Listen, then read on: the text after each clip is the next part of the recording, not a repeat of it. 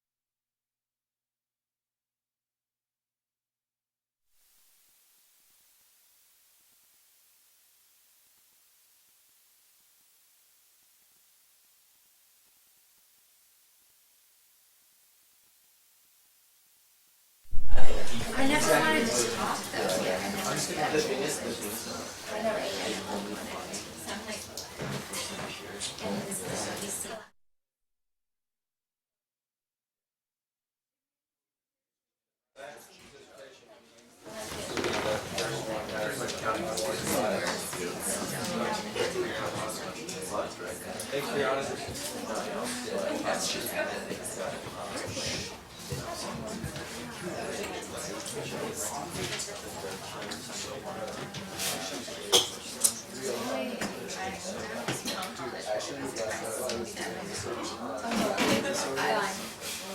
There's some really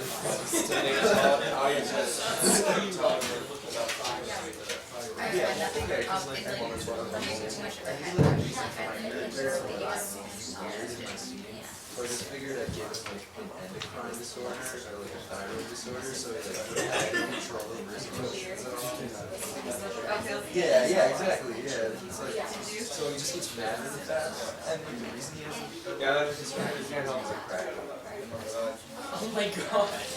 And so it's like I think the way the joke will play is he's like, oh my god, if we're all letting our shit down on the table, I was born a crack baby.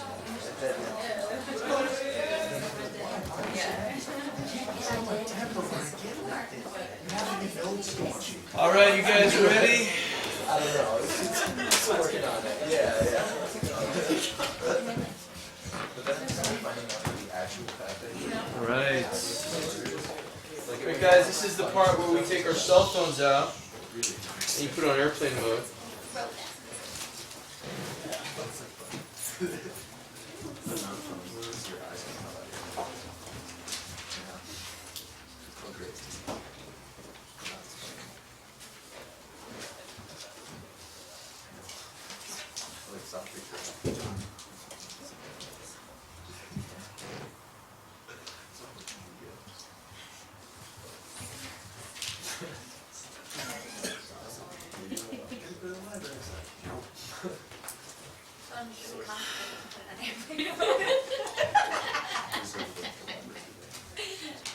Got a situation, guys. I'm sorry. It's okay.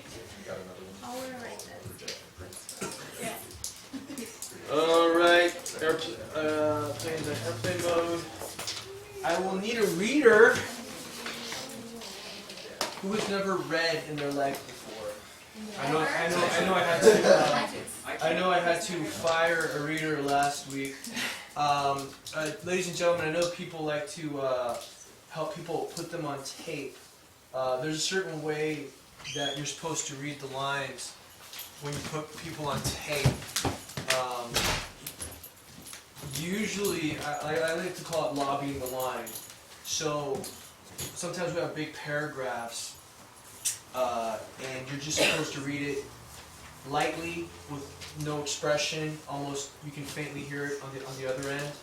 A lot of casting directors like to do act and connect. If they're really good, they'll know how to be conversational in a casual way. This goes with comedy and drama.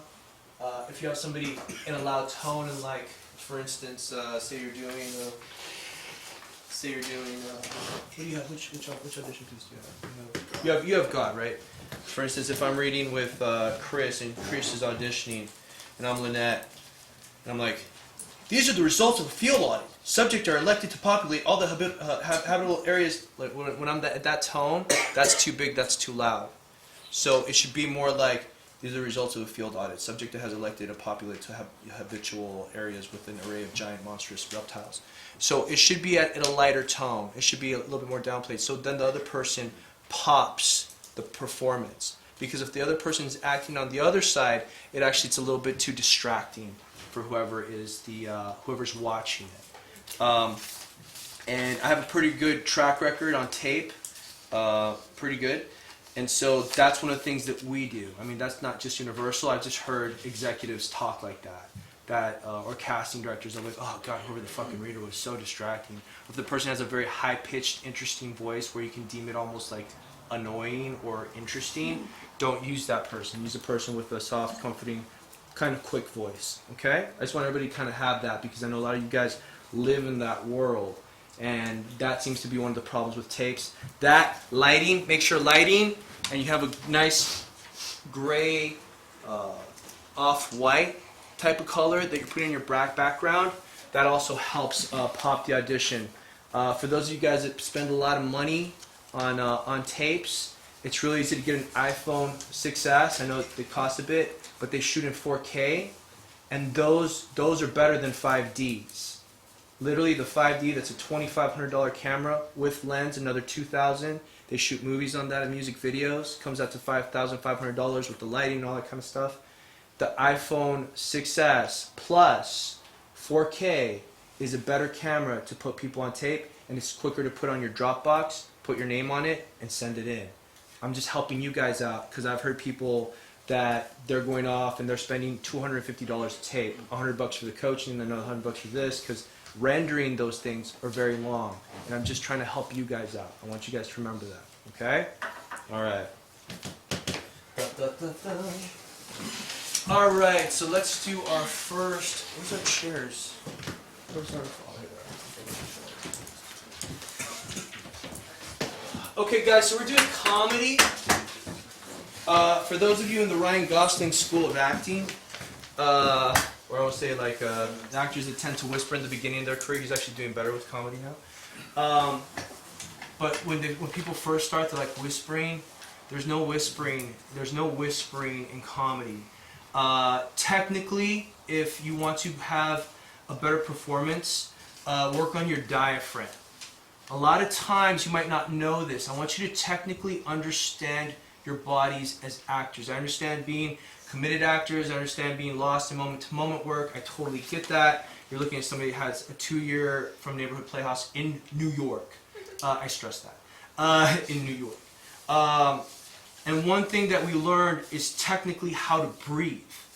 And you use your diaphragm. So as actors and artists, start using your diaphragm. Start pushing that out. You'll know if you're using your diaphragm because you're going to push more air out. And usually with soap operas, sitcoms, in more controlled acting realms, like for instance, Quincy's doing a sitcom right now. That's more. It's kind of a sitcom. It's a hybrid. It's like it's one camera, right? Or is it? It's multi. So it's technically, you know, he's more micromanaged on his lines. There's a big difference between film and sitcom. I have a sitcom director, showrunner here on Saturdays. He wants to hear his lines. True or not true, Monica?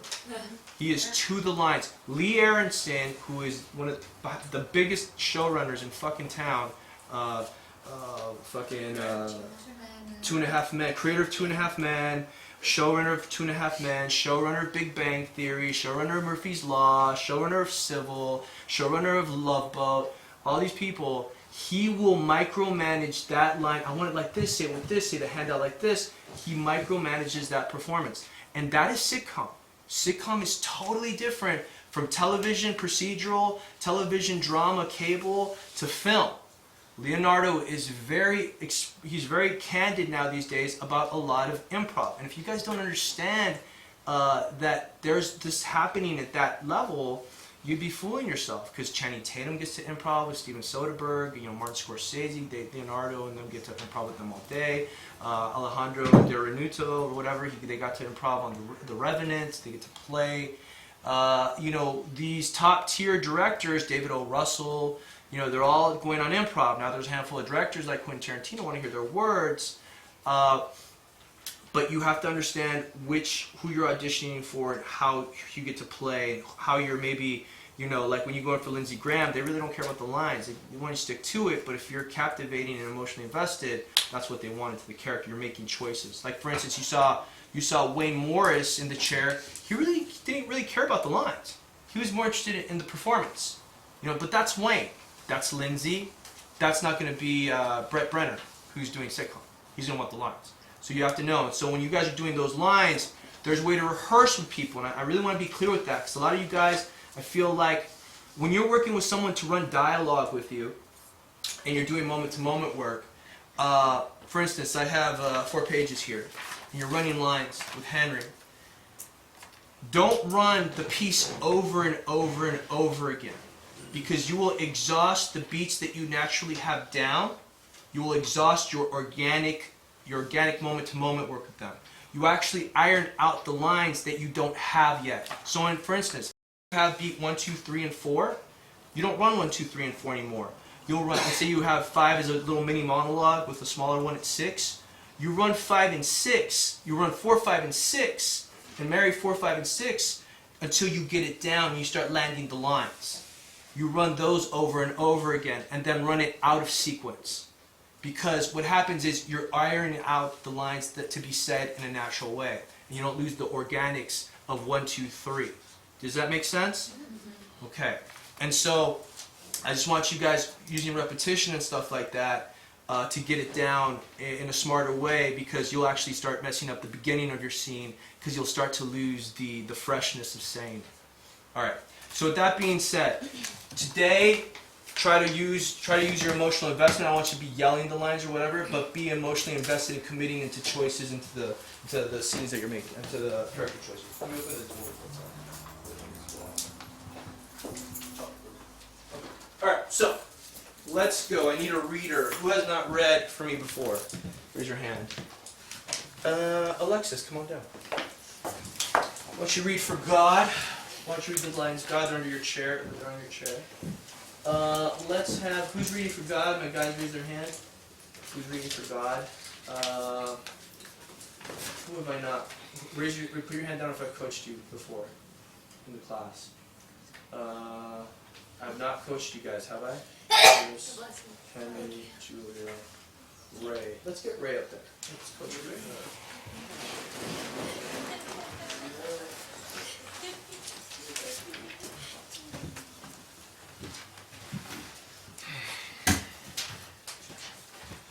And then I will be probably, some of these are a little bit longer, so we'll run through it, but I might through the audition process cut them down a little bit more. All right, so let's take it from the top. Okay.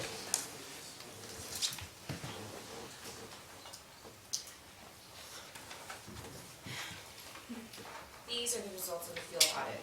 Subject has elected to populate all habitable areas with an array of giant, monstrous reptiles he calls dinosaurs. Subject shows contempt for management when reminded of the limitations of his creational authority. How do you respond to that? That guy was a total prick. Why did you overstep your bounds? Well, this one day I'm making this new plant, right? Marijuana. And, Marijuana? yeah, it had some hallucinogenic properties. I see.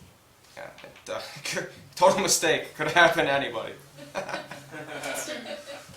does this have to do with... I'm getting at it. So this one day, right, I rolled this big old fatty the size of my forearm, right? And I started thinking, whoa, what if there was like giant lizards down there, right? And then the first ones were nothing.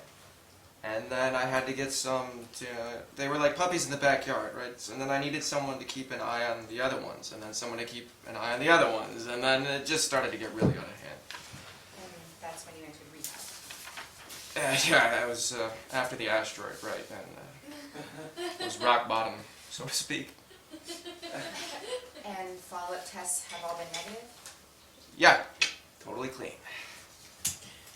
Then how do you explain this? You know about that? How could we not know? We had to change frequency so they wouldn't intercept our communications. They're pretty clever.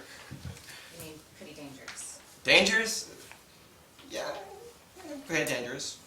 How did this happen? That is a funny story. Seriously, you'll laugh this time, right? So I was whipping up a bunch of monkeys, right? And I thought, wow, these monkeys are really dumb. Wonder if I could make them smarter. And for the record, you were totally drug-free at this point. Yeah. Go on. Anyway, so I tweaked up the recipe a little bit, you know, and just a few centimeters of additional forebrain, and poof! And there it was. So, right, so the next thing I know, they started talking to me. It was really freaky. I thought I was having like this wicked flashback. Woo! And then I started building these little huts and these, you know, making these cute little outfits and having babies. It was really charming. Charming? For the most part. Here's a list of some of their charming accomplishments. Slavery, prostitution, kidnapping. Family, home, Tradition. Deforestation, human sacrifice. Philosophy. Architecture. Murder, rape, genocide. Democracy. Pixar. Deep dish pizza. Lust, cruelty, abandonment. Hope.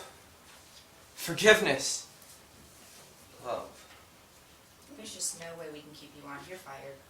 Over this? Over everything. What happens to him? Best for you not to worry about Asteroid. it. No. Then you guys supposed to do it. Who's that? Donald Trump. Ever heard of him?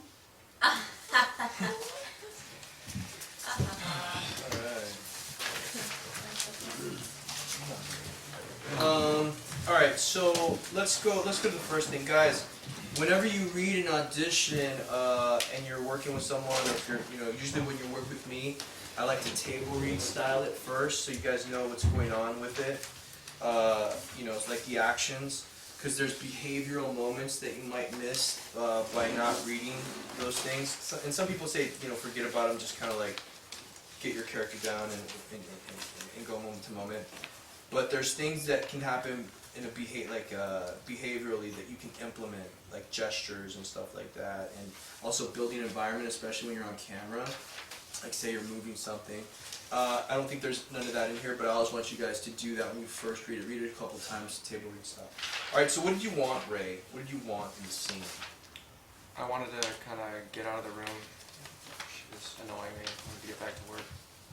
You want to annoy. Okay, so the way I usually work is I like to go and get primal as human beings, as animals. Animals do primal things. They protect, they love, they kill. What is the primal thing that you wanted? What is the one thing that you wanted objectively? What did you want? I wanted to get out of there so I could go play. So you wanted to go play. What are you talking about? Like go play with my little clay creatures or my little earth that I created. So some love and some I just try to play them like a kid. Right. So let's just get down to basics. In 3 words, what did you want? You wanted to, or 4, you wanted to. Get out of here. You wanted to. Impress. What do you guys? Let's ask that. So what are we talking about? He's talking about humans, right? What he's doing with humans and how he's kind of messing up on the job, right? Yeah. Right. And so he's what? So he's at a job. Basically, so they're putting God at a job, and so the boss is saying, "What's this? What's this? What's this?"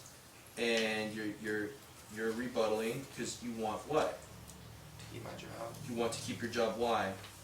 Because I love it and I deserve it. You love it, and so you want what? You want to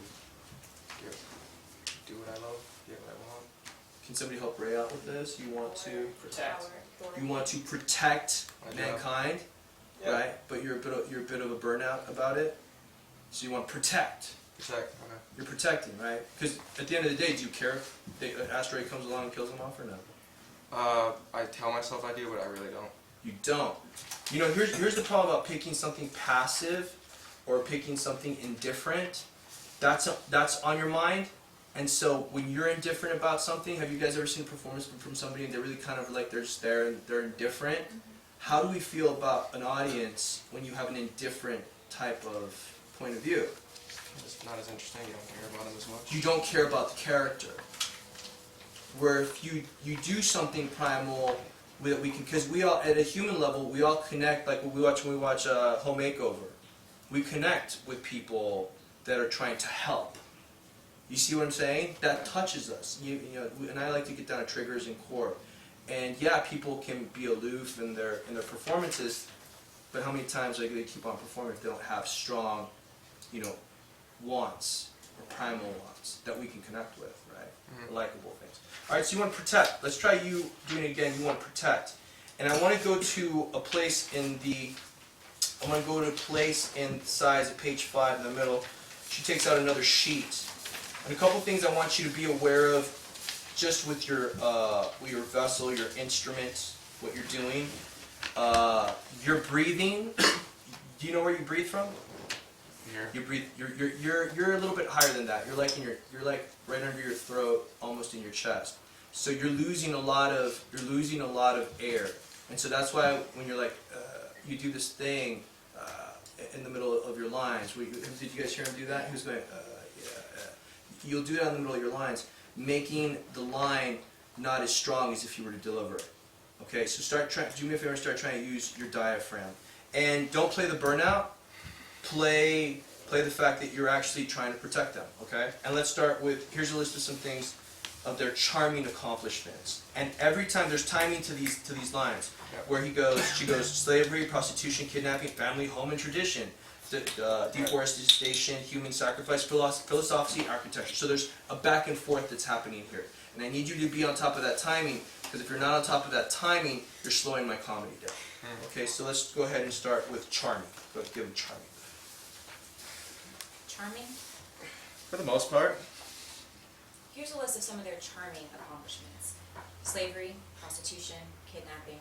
Family, home, tradition. Okay, let's be a little bit quick with that. Family, home, and tradition. Family, home, and tradition. Give it to them again.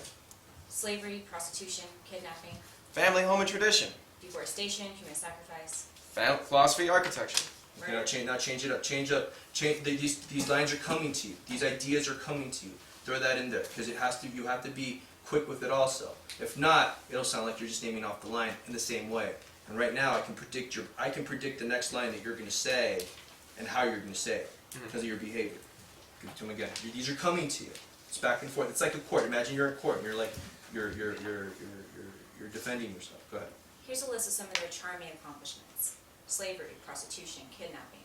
Family, home, tradition. Deforestation, human sacrifice. Philosophy, architecture. Murder, rape, genocide. Democracy, Pixar, deep dish pizza. Lust, cruelty, abandonment. Hope, forgiveness, love. There's just no way we can keep you on. You're fired. See, you keep on in the performance coming off indifferent as though you're not caring about what you want. Try to be vulnerable or get close to it. See, that has nothing to do with the character. That has all to do with you. And then I say this all the time. 90% of actors will get into their own way. But you said don't be indifferent. Right. But you said, what did you say right now when I said it's coming off like you don't care about the things that you're saying? I want you to care about the things that you're saying. Yeah. Okay. You're defending yourself. You're defending yourself. Do it again. What's going on with your body language? Are you feeling uncomfortable right now? Just the heat, but I can deal with it. Okay, let's do it again. Here's a list of some of their charming accomplishments. Slavery, prostitution, kidnapping. Family, home, tradition. Deforestation, human sacrifice. Philosophy, architecture. Murder, rape, genocide. Democracy, Pixar, deep dish pizza. Lust, cruelty, abandonment. Hope, forgiveness, love.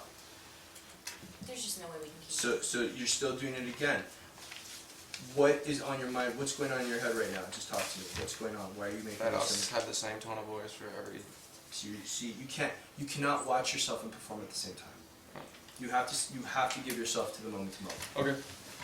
You have to give yourself to the moment to moment. And you have to go back, because if you go to your want to protect, because your job's on the line, you're gonna give a fuck. You're gonna be like, look, family, home, and tradition. And give me the lines. deforestation, human sacrifice. No, start from the top. Slavery, prostitution, kidnapping. Slavery, prostitution, kidnapping. Family, home, and tradition. Deforestation, human sacrifice. Philosophy, art, and architecture. Murder, rape, genocide. Ooh, democracy, Pixar, deep dish pizza.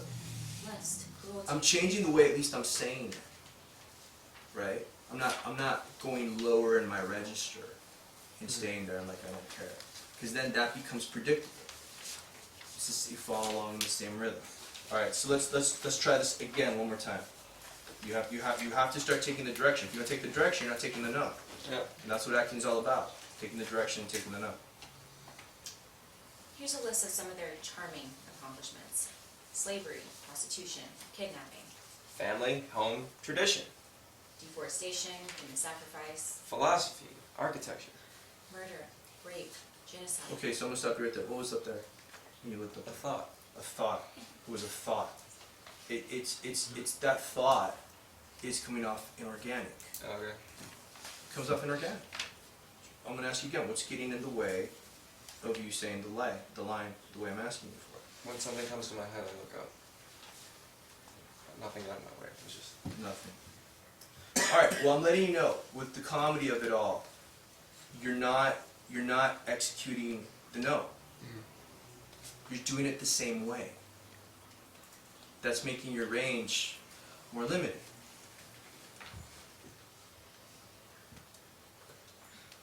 Let's do it again. I'm gonna get what I want. Here's a list of some of their charming accomplishments. Slavery, prostitution, kidnapping, family, home, tradition, deforestation, human sacrifice, philosophy, architecture, murder, rape, genocide, democracy, Pixar, deep dish pizza. lust, Okay, so you got somewhat of a laugh there, where you were not getting laughs before. Okay. Because I'm making the room a little uncomfortable because I'm being very honest with you. Honestly. Honestly. And at least you pushing it is changing up your rhythm and your emotional investment of what you want. Everything you were doing before, it's staying flat and the same. The tone. Yeah, your tone, yeah. And that The monotone issue. the monotone issue, but it's because you don't, because your instrument, you don't know how to adjust it to start working from your diaphragm. Every comedian that you hear has an interesting voice and he can be heard. I don't know one comedian that whispers. I've never heard of the whispering comedian. I have not. I don't know. Is he out there? Does anybody know of it? No. They all have very interesting voices. They're all somewhat are a little over the top. And then you're also very character looking and unique when you have the mustache and you have the long hair. So we're expecting you to be super funny. You know, Danny McBride's in your face just like that. What? Like, you know, they're feisty. They're feisty. No, they're feisty.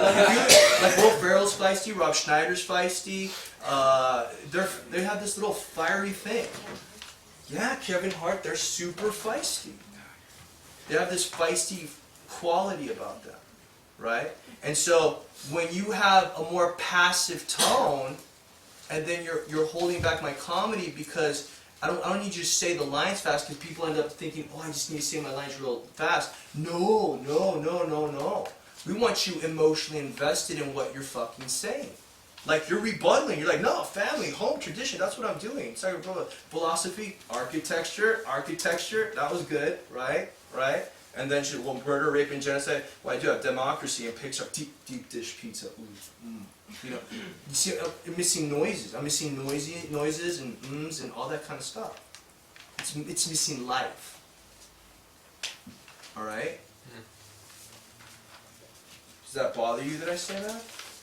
No, I feel I made some similar choices that just didn't land, and they weren't. Yeah, but you control that. Yeah, I'm not aware of what I control, I guess, Yeah, you are. to that extent. But now I know. What does that mean? Well, I was doing the for like a stoner choice, Right. and then I take my time with the lines and not rush through them to show that I'm like pensive as an all-knowing, omniscient creature. But this is the one thing I don't know, so it's scary. Just the choices I See, made. you didn't said work. that again. That's the third time you say that in that chair. That's the third time you say that in the chair. You mumbled it out a couple times before. That scares you. That you're like, you made it another comment. It was an insecure comment earlier, right there in the chair. Does auditioning scare you? For my job as a god, yeah. But then I gave you the notes and you weren't executing that. And your body language is very uncomfortable. Yeah, I'm uncomfortable. Yeah. Good. It's growth. Yeah. Because when I get you guys in front of people, guess what a network test is going to look like? Hello, that's a network test. Everybody in the studio watching you, judging you. Right? Just saying. I can tell that the insecurity is getting in the way of getting what I want with the direction that I'm giving you. And you have to overcome that. Practice. And committing. Okay. Committing more than anything. Alright, step on off. Thanks.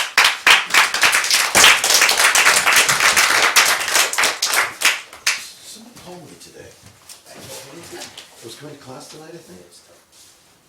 Did anybody call Like out today, the guys? I don't Or maybe it's going tomorrow night? No? I don't know, I think it's going tomorrow night. Alright. All right, well then I'm gonna take off. Is everything settled outside? Yes, everything's good. Thank you. Thank you, Mark. Diplomacy. Alright. Always works, bye. Love you guys. Alright, who else is playing God? I'm always playing. You are playing God. Let's go ahead and get, let's get Chris Crease up there. I haven't coached Chris Crease in a while. Okay, I'll coach you. I wasn't too busy working. good. Yes, it's been quite a while. Alright, so let's get you up here. You have your objective, yeah, Chris? Yes, sir. Okay. These are the results of a field audit. Subject has elected to populate all habitable areas with an array of giant, monstrous reptiles he calls dinosaurs. Subject shows open contempt for management when reminded of the limitations of his creational authority. How do you respond to that? That guy was a total prick. Why did you ever step your bounds?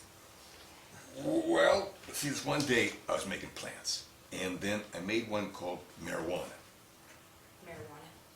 Yeah, and it had it had some hallucinogenic properties. I see. It's a mistake, total mistake, but it could happen anyway. What does this have to do with... I'm getting that, okay? So this one day, I rolled this real big fatty, size of my forearm. You know? Smoked a little bit, and then I thought, wow, giant lizards, it'd be so cool. Well, the first ones, they were like puppies in the backyard, nothing. But then they kept getting bigger. And then I had to get ones to control those. And then I had to get ones to control those, and it just got out of hand. And that's when you entered rehab. After the asteroid, yeah. It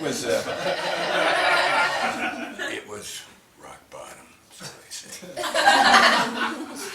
And follow-up tests have all been negative. Totally clean. Then how do you explain this? You know about that? How could we not know? We had to change frequencies so they wouldn't intercept our communications. Yeah, they're pretty clever little guys, aren't they? You mean pretty dangerous. Dangerous. Yeah, maybe a little bit. How did this happen? Well, it's a funny story. Right? So you're gonna like this. Listen. So it's one time I was whipping up a batch of monkeys, and they were really stupid. And I thought, well, maybe I can make them a little smarter. And for the record, you were totally drug-free at this point. Oh yeah. Go on. So I tweaked the recipe just a little bit, just a few more centimeters of forebrain, and bam! Wow! It happened. Now all of a sudden, there they are, you know, and then they start talking to me. Freak. I thought I was having a wicked flashback. But then they started building these little huts and making these cute little outfits and having babies. It was charming. Charming. Yeah, well, for the most part. Here's a list of some of their charming accomplishments. Slavery, prostitution, kidnapping, Family, home, tradition, deforestation, human sacrifice, philosophy, architecture, murder, rape, genocide, democracy, Pixar, deep pizza. lust, cruelty, abandonment. Hope, forgiveness, love. If there's just no way we can keep you on, you're fired. Over this? Over everything.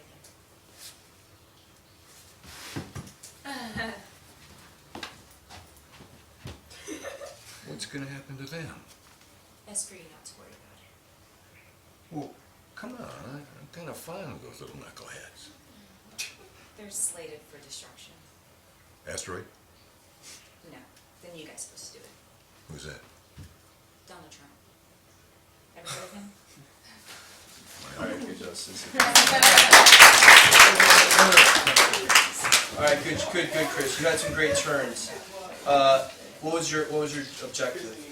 To be appreciated, to be loved. I'm doing a hell of a job here. Did you want to protect them at all? I love them, but it's So you don't want to protect. You don't want to protect them at all. In terms of what it does for me, yeah. You know, I'm doing a hell of a job here. And, yeah, I don't want them to die. I mean, say I'm a failure. Okay. All right. So you want Is to that not strong enough? Better off to do it with... I mean, it's you. I mean, it's you guys. It's you guys' internal monologue. I mean, you know, I'm not gonna make you, I'm just gonna make sure you guys commit to that. Right. You know, what you did have was emotional investment for them and your job, right? You did have that. That's not something you did not have. You were not aloof in the chair. I'll tell you where. You had a great turn when you said, where was it? When you said, you know about that? You know about that? Because before that, you're just kind of explaining what you've been doing. Right. And then in that turn, you're surprised that they know about that. Right. There's supposed to be turns in comedy. The more turns you have, the better, where you can find them. That's the first turn. Did I miss some before that? Yeah, I mean, what were you guys saying? What was I gonna say? What are you guys saying? Yeah. So when you're leading up to that, they're asking you everything that you've been doing, right? Right. With the you made the plant, marijuana. So you're kind of explaining everything that's led up to this point. Right. And then they're saying before that, after the asteroid, yeah, it was rock bottom, ooh, bad, yeah, totally clean. Then how do you explain this? And as soon as she shows you, what does she show you? Picture of people. People, right? Like, oh fuck. Turn. Okay. now- Turn back power, right? Let's go to somewhere where I want to give you a couple. Let's go to subject shows open contempt for management when reminded the limitation of creational authority. How do you respond to that? That guy's a total prick. All right, right. Hit that harder. That guy was a total prick. Okay. Defend yourself more to that. All right. And then bring up your volume a little bit more for me because you're kind of you do use your diaphragm. I just want to hear you a little bit more. Okay. Cusping it. All right. All right, go ahead. Let's go from the top. Subject shows contempt for management when reminded of the limitations of his creational authority. How do you respond to that? That guy was a total prick. Why did you overstep your bounds? Well, this day I was making plants, okay, and I made one called marijuana. Marijuana. Yeah, and it had hallucinogenic properties. And And then with the cough, let's try to commit to the cough a little bit more. okay. Okay. Start making those. I don't know something about that tone. Something about that tone you added into comedy. It's funnier. So really, let's hit the cough a little bit more. Okay. Go ahead. And then let's go this one plant. Be excited about when you talk about marijuana. Okay. This one day I was making some plants, right? And one was called marijuana. Don't just say the marijuana. This one was marijuana. Like let's have some. Well, how do you feel about marijuana? Do you smoke it? Once in a while. Does God smoke it, or yes or no? Oh yes. Yes, God smokes it. God smokes it. This one else called. Yeah. So let's up it there. Let's go from how did you overstep your bounds? This one day I was making plants, okay, and I made one called marijuana. No. You be happy. I'll be happy. Okay? Yeah. And I made one. How much called marijuana. you love marijuana? You like it? I got you. Okay. There you go. That's it. Why'd you overstep your bounds? Give it to me. Why This did, let her throw you the line. why did you overstep your bounds? Well, this one day I was making plants, and I made one called marijuana. See, you got a laugh. Why'd you get a laugh there? Because before, just read it off the line. Just read it off the paper like you did before that So one. one day I was making plants, and I made one called marijuana. There's no emotional investment there. Right. Right. Very big key. When you have a POV of something, when you enjoy something, and we see it on your face, you give it life. Right. You give it life. Right. Okay. Let's go. Let's go to your little mini monologue here. I'm coming to that. So this one. Let's go to your monologue. I'm coming to that. So this one day I rolled a big old fat. And you used your arm. When you were painting all this picture, you were using a lot of behavior. Right. Because that's not in the lines, is it? But you were using it. And then, wow, these giant lizards, you know? Get excited about this story. Okay. Let's get this mini monologue. Okay. Go for it. I'm coming to that. Okay. So this one day I rolled this big fat old joint, about the size of my foot. Let's bring it back again. Stop cuffing your voice. Speak aloud. Okay. I'm coming to that. So this one day, I rolled this big, giant plant, marijuana, about this size of my forearm. And then, sit back, and then I'm going, wow. Giant lizards would be really cool. and the first ones, they were like little puppies, really sweet. But then they started getting bigger. And then I had to get other ones to take care of them. And then I had to get other ones to control them. And then it got out of hand. And that's when you went to rehab. Well, after the asteroid. yeah. And then don't bring the asteroid. Well, after the asteroid, yeah. Take it back to and then as you're painting that picture, as you got louder, you had more emotional investment, which gave you that big old laugh, especially when you had that reaction of lizards. Right. So let's go ahead and take it to, and the other ones kept on getting them under control. Take it from there. Let's see. Then And I had to get other ones to keep them under control, and I had to get other ones to keep them under control, and then it just got out of hand. And that's when you entered rehab. After the asteroid, yeah. no. Hit that louder. After the asteroid. Yeah. But I don't. Because when you say the asteroid, because you're building, watch you're building, because you're going, well, I have to get them under control, then I have to get them under control, and it all started getting out of hand, and that's when you entered the rehab. After the asteroid, yeah. Okay, Yeah. I got you. Mhm. After It was- the it was asteroid. Yeah. rock bottom, to say the speak. Okay. Okay, they started to get bigger, and I had to get other ones to keep them under control. Then I had to get other ones to keep them under control. And then I had to get other ones, and then it got out of hand. And that's when you entered rehab. After the asteroid, yeah. Rock bottom. Wow. And follow-up tests have all been negative. Totally clean. Then how do you explain this? You know about that.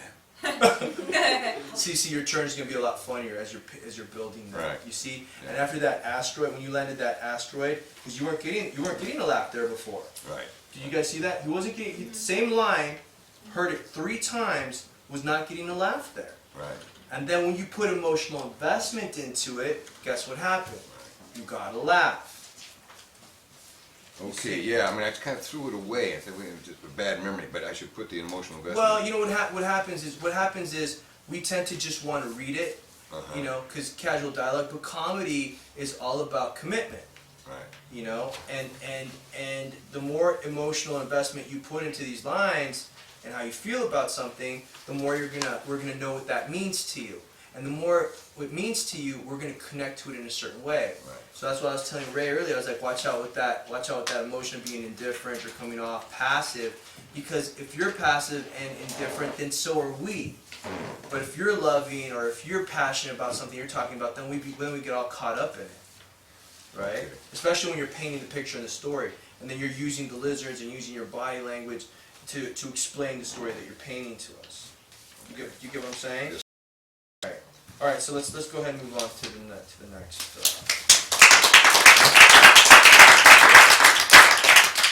All right, let's go with job interview. Girls, raise your hand if you've not been coached by me before on stage. Let's get Kaylee. On the other sides there, Alexis, you do your job interview. Just remember, speak up, guys. You can sit down. Usually with comedies, though, they want you to stand. But if you're sitting like in this, that's good.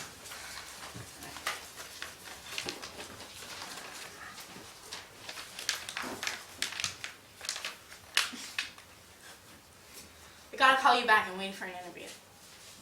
I ate a few. I'm sorry. I was hungry and I was running late. What do you mean special occasion brownies? Those were pot brownies? Oh my god, oh my god. When do you think I'm gonna feel the effects? Oh my god. I can't feel my face. Good morning. Thanks for coming down. Okay.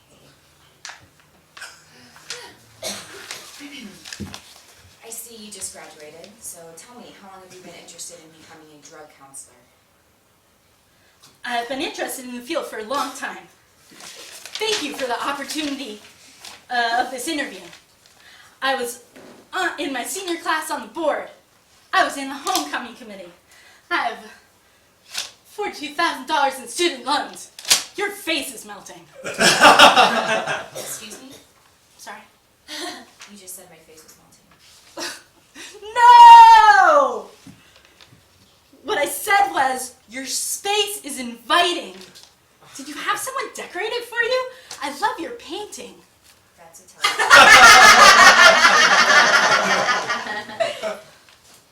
Are you feeling alright? Your eyes, they look a little bit red. Allergies. I got bad allergies. Cats. It's that time of year. Oh, I'm so sorry. I'm a bit of a cat aficionado. Got a bit of a habit for taking in shelter kitties, and I'll typically bring them with me here to the office.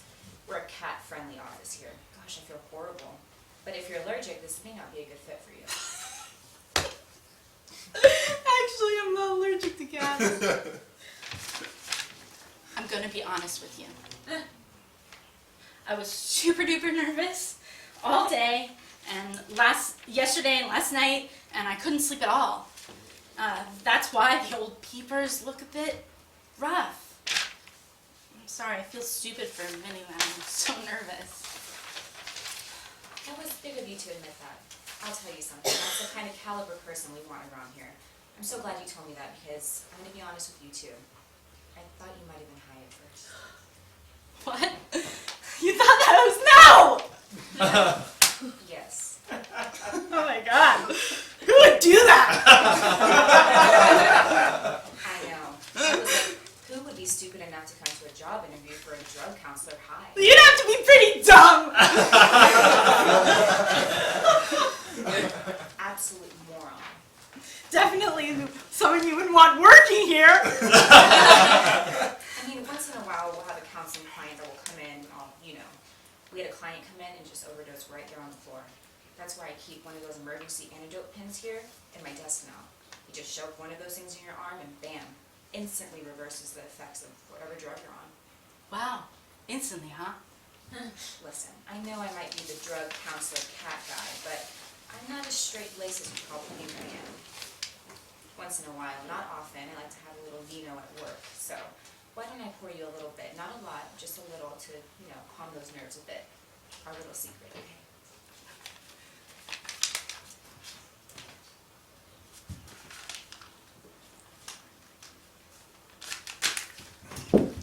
Oh look, someone dropped off some chocolates. That was nice of them. Oh my god. That had a peanut. Allergic to peanuts. I'm gonna go into anaphylactic shock in a minute. Quick, I need your help. Oh, should I call 911? No. In my desk, I have one of those empty pins. It's in the drawer. It looks just like the overdose antidote, but it's yellow instead of orange. Oh, okay. So you need the yellow one. Yes, quickly. It's in my desk. Bring it over here. It's not here. What do you mean it's not here? It has to be. I check every day to make sure. For Christ's sake, hurry. You can always button something. You can always Yeah. button something. Is that a little nerve-wracking? A little I nerve-wracking. can tell by the way you hold the paper. Can you? Yeah, and casting directors are notorious for seeing your hand and if it shakes or not. Yeah. Yeah, So now I'm totally calm. yeah, because you have to realize the best is gonna be when you have to play, just play. Because the one thing I don't want you to come in and out of, especially in this, because what do you want in this scene? You have like 12 primal wants you can pick from. Yeah. No, I think I just want to come off as hireable. So you want the job. Yeah. You want money. You want to live. Yeah, I mean that's something very primal. Because without money, guess what? We can't live. We can't do that, right? So you're trying to. When you guys walk in, you have a little bit of space sometimes, especially with comedies. They're gonna pull back a little bit. They're gonna actually let you use the room a little bit. So be able to use the chair like you're coming in. So let's take it back to the top. And you have a great voice. You have a really good voice for comedy. You have a really good voice for comedy. And I want you to use that. What I don't want you to lose in the audition or in the scene that you're living, I don't want you to lose the high. As soon as you get high, don't come in and out of the high. Okay. Because once you start tweaking, you're tweaking and going into your monologues. Do not lose that in your eyes, because when you start tweaking or whatever, you come out of it. You get relaxed. So if you keep it, Okay. and then add little moments and behaviors. Okay. And you can look up and Okay. be saying stuff, Yeah. really tweak out. Okay. All right, I especially. like that. So when you tweak, go full tweak.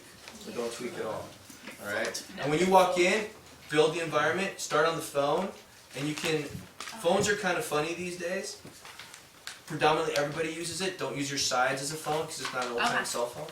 I can use my phone. You can use your phone, yeah, or you can just kind of put it your hand to your. My hand. Yeah, but some people. Is that hate, okay? Some people hate miming, so just go ahead and use your Yeah. phone, because that's becoming more acceptable these days. A water bottle and a cell phone is very acceptable. So So just kind of take a couple steps in right there. Just start right there, and Okay. you start with your monologue again. I'll call you back. I'm waiting for a job And then interview. stay right there. And then stay right Yeah. there. Stay right there. Then continue. Continue, go. I'll call you back. I'm waiting for a job interview. Yeah, I ate a few of them. I'm sorry. I was hungry and I was running late. What do you mean special occasion brownies? Those were pot brownies? Oh my god, oh my god! When do you think it'll start to affair? Oh my god, I can't feel my face. Okay, let's say that. Don't let the way you say it be your turn. Yeah. I want you to start it hitting you before that, because you go, Okay. what do you mean they're special occasion pot brownies? Those are pop. Oh my god. Okay, how long? For the you can use repetition there too. Okay. You know, like I really go for the high though. Okay. Really try to get spaced out. So let's from go oh my from god. those were pop brownies. Hit that. Those were pot brownies? Oh my god, when do you think that it'll start to have an effect?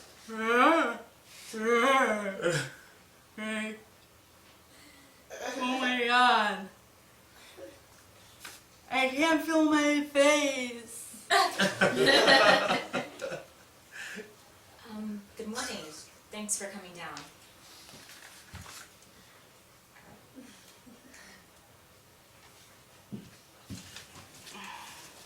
Don't get out of it. Don't get out. Don't get out of it. Still stay in it. Don't worry. The last will come. Just commit. Keep on going. Stay right there. Okay. I see you just graduated, so tell me, how long have you been interested in becoming a drug counselor? I've been interested in this field for a long time. And then stay high and saying it. Saying it? Okay. Slow it down a little bit. It's just said fast, that's why. It's okay. Don't worry about what that says. I've been interested in this field for a long time. Thank you for the opportunity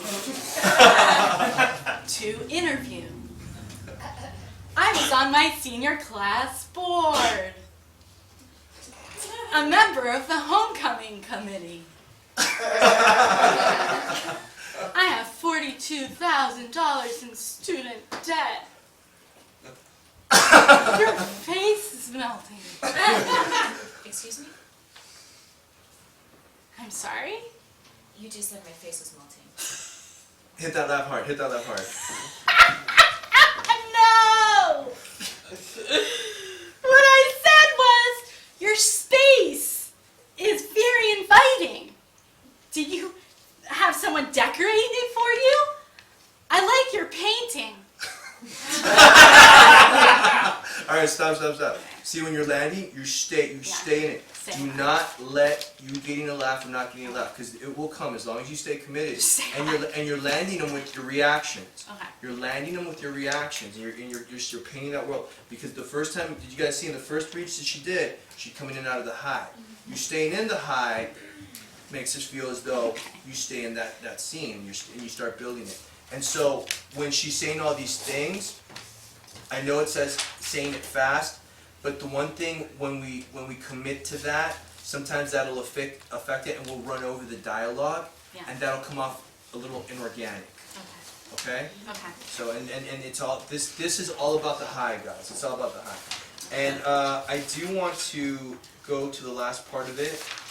I want to go to the last part of it. Yeah, the tanning stuff. Yeah, That was- because there's some miming there that we need to clean up. So the person, what happens in the last part of page 4 in the middle of that action? Let's talk about that. What are you doing? You're putting something on the table, right? I'm looking through the desk. Well, first I forgot about this one, the zipping and Yeah. throwing away the key. Yeah. But then he walks off, and I'm looking through his desk for the pen. Okay. I find the pen and eject it, Alright. and then he's, Okay. you know. So So let's play that a little bit. You've got a pen in your hand. I mean, Yeah. people aren't a big fan of props, but you have your paper. Your paper is the number one thing you can use. So when they see the person walk off, and then rummage, and then when you find the pen in the size, you're still high. Yeah. You're still high, right? You're still Right. high. You know, Okay. you see what I'm saying? There's great behavior that you need to stay in. So they walk off.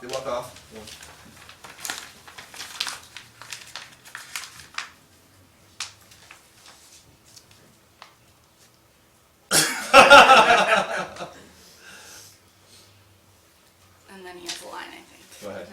Oh, look, someone dropped off some chocolates. That was nice of them. Oh my god. This has peanuts in Yeah, it. don't drop the hype. Don't drop the hype. You just got an adrenaline.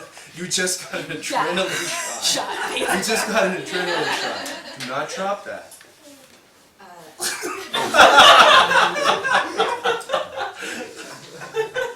This has peanuts in it. I'm allergic to peanuts. I'm gonna go into anaphylactic shock in a minute. Quick, I need your help. Should I call 911? Hit that harder. Hit that harder. Should I call 911? No. In my desk, I have one of those EpiPens. It's in the drawer. It looks just like the Stand overdose up with it. Stand up with it. Now you're looking. Looks just like the antidote, and it's yellow instead of orange. Oh, okay, so you need the yellow one. Yes, quickly. It's in my desk. Right over here. I can't find it. What do you mean you can't find it? It has to be there. I tried every day. For Christ's sake, hurry.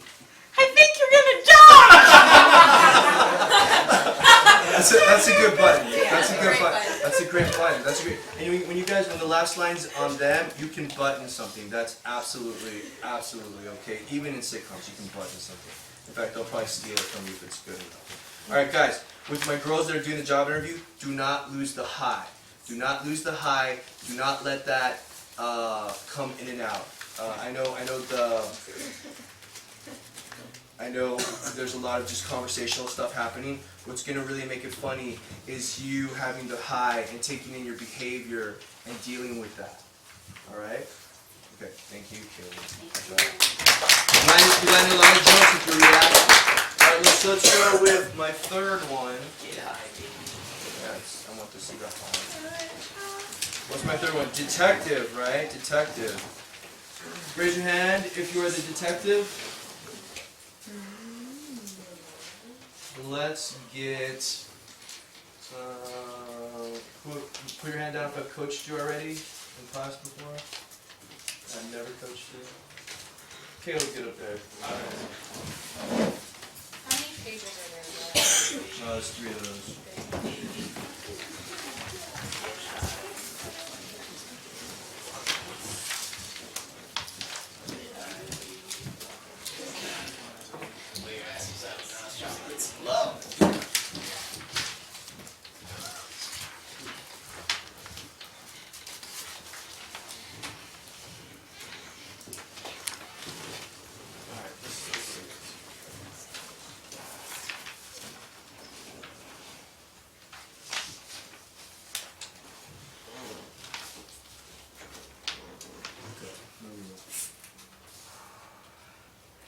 Boy, what a dame. I could tell from her outfit she had a sense of style and a sense of humor.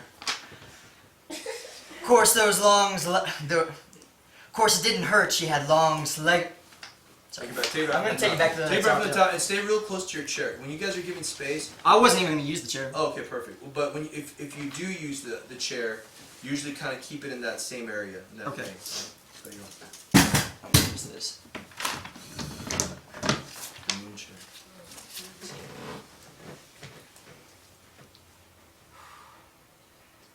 Boy, what a dame. I could tell from her outfit she had style and a sense of humor. Of course, it didn't hurt she had legs longer than a BuzzFeed list of cats playing the piano. She was the kind of gal Taylor Swift sang songs about.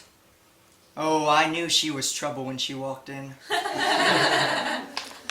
Electronic cigarette? Yes, please. You just, hold this button. No, hold it. Always give the casting director space though. They usually put a desk in front of you. Don't ever get that close to him. So Okay. take it That's back. what I thought about too. Take about a couple minutes. Electronic cigarette. Yes, please. Oh, hold the button down. No, hold it. Deep breath. Take a deep breath. Deep breath. So, how can I help you? My brother, he's missing. He hasn't liked anything on Facebook or Instagram for nearly hours. Kombucha? No thanks, I don't drink. All right, so let's take it back. You're not gonna have a prop like that in the Okay. room. Do you want me to mime it then? Because you said no miming. Yeah, just usually you have a water bottle or something like that. You could do that. Just kind of. What is the line before you say it? What's the line? So, how can I help you? And then it says you take a swig of something. Yeah. Don't take a swig of something. Okay.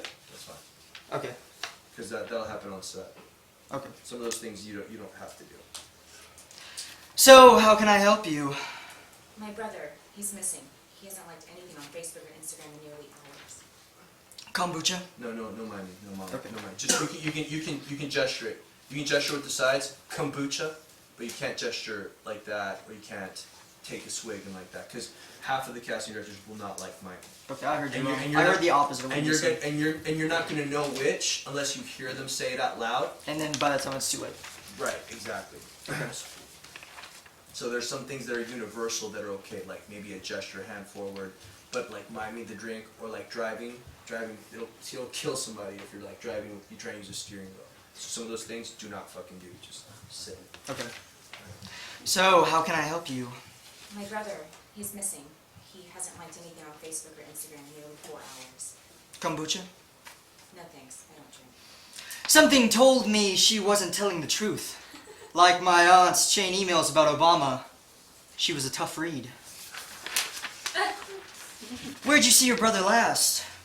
Let me just tell you, the story is completely amazeballs. Her story reminded me of a think piece I read about the death of long-form writing. Everything's a list. People's attention spans might as well be married to Ben Affleck. They were gone, girl. Then I saw 2 young guys put a bag over his head and drag him into a black van. Sure, yes, that would be a great web series. Listen, I need to know what I'm getting into. Did he have any friends? Enemies? Frenemies? No, everybody loved him. Now that you ask, there was his business partner. No, I can't. Can't what? I can't even. Well, get yourself together, woman! Can't even what? I literally can't even. Just like Pinterest. This case was gonna be hard for a man to figure out. I have to warn you, it won't be cheap. I understand. Is there anything I can do? Oh, I'm sure you'll think of something. I have Venmo. Alright, cool. Alright, good. What do you want? Well, I wanted to get the, case out of her to, figure that stuff out, but I get really distracted super easily, in my own Why? head. Why? Because I really care about myself and my observations more than her. But you're observing her, what are you saying about her when you're observing her? That she's hot, for the Yeah. first one. Yeah, So, yeah, that's another thing I want. Primal is I want to wet in bed her. right. Very primal. But, So there's 2 things that are happening here. He's going into reality, and he's going in and out of reality, right? mhm. And so you can do that. And you can, if you're gonna do it standing, this is one where you can use the chair. You can really use the chair. You can stand by leaning on it. You can have an interesting pose when you're talking to her. Don't be on camera. I know when you guys look up, that's very staged. That's very theatrical when you guys are looking around, especially to the ceiling and kind of all over the place. Make your eyeline linear on camera.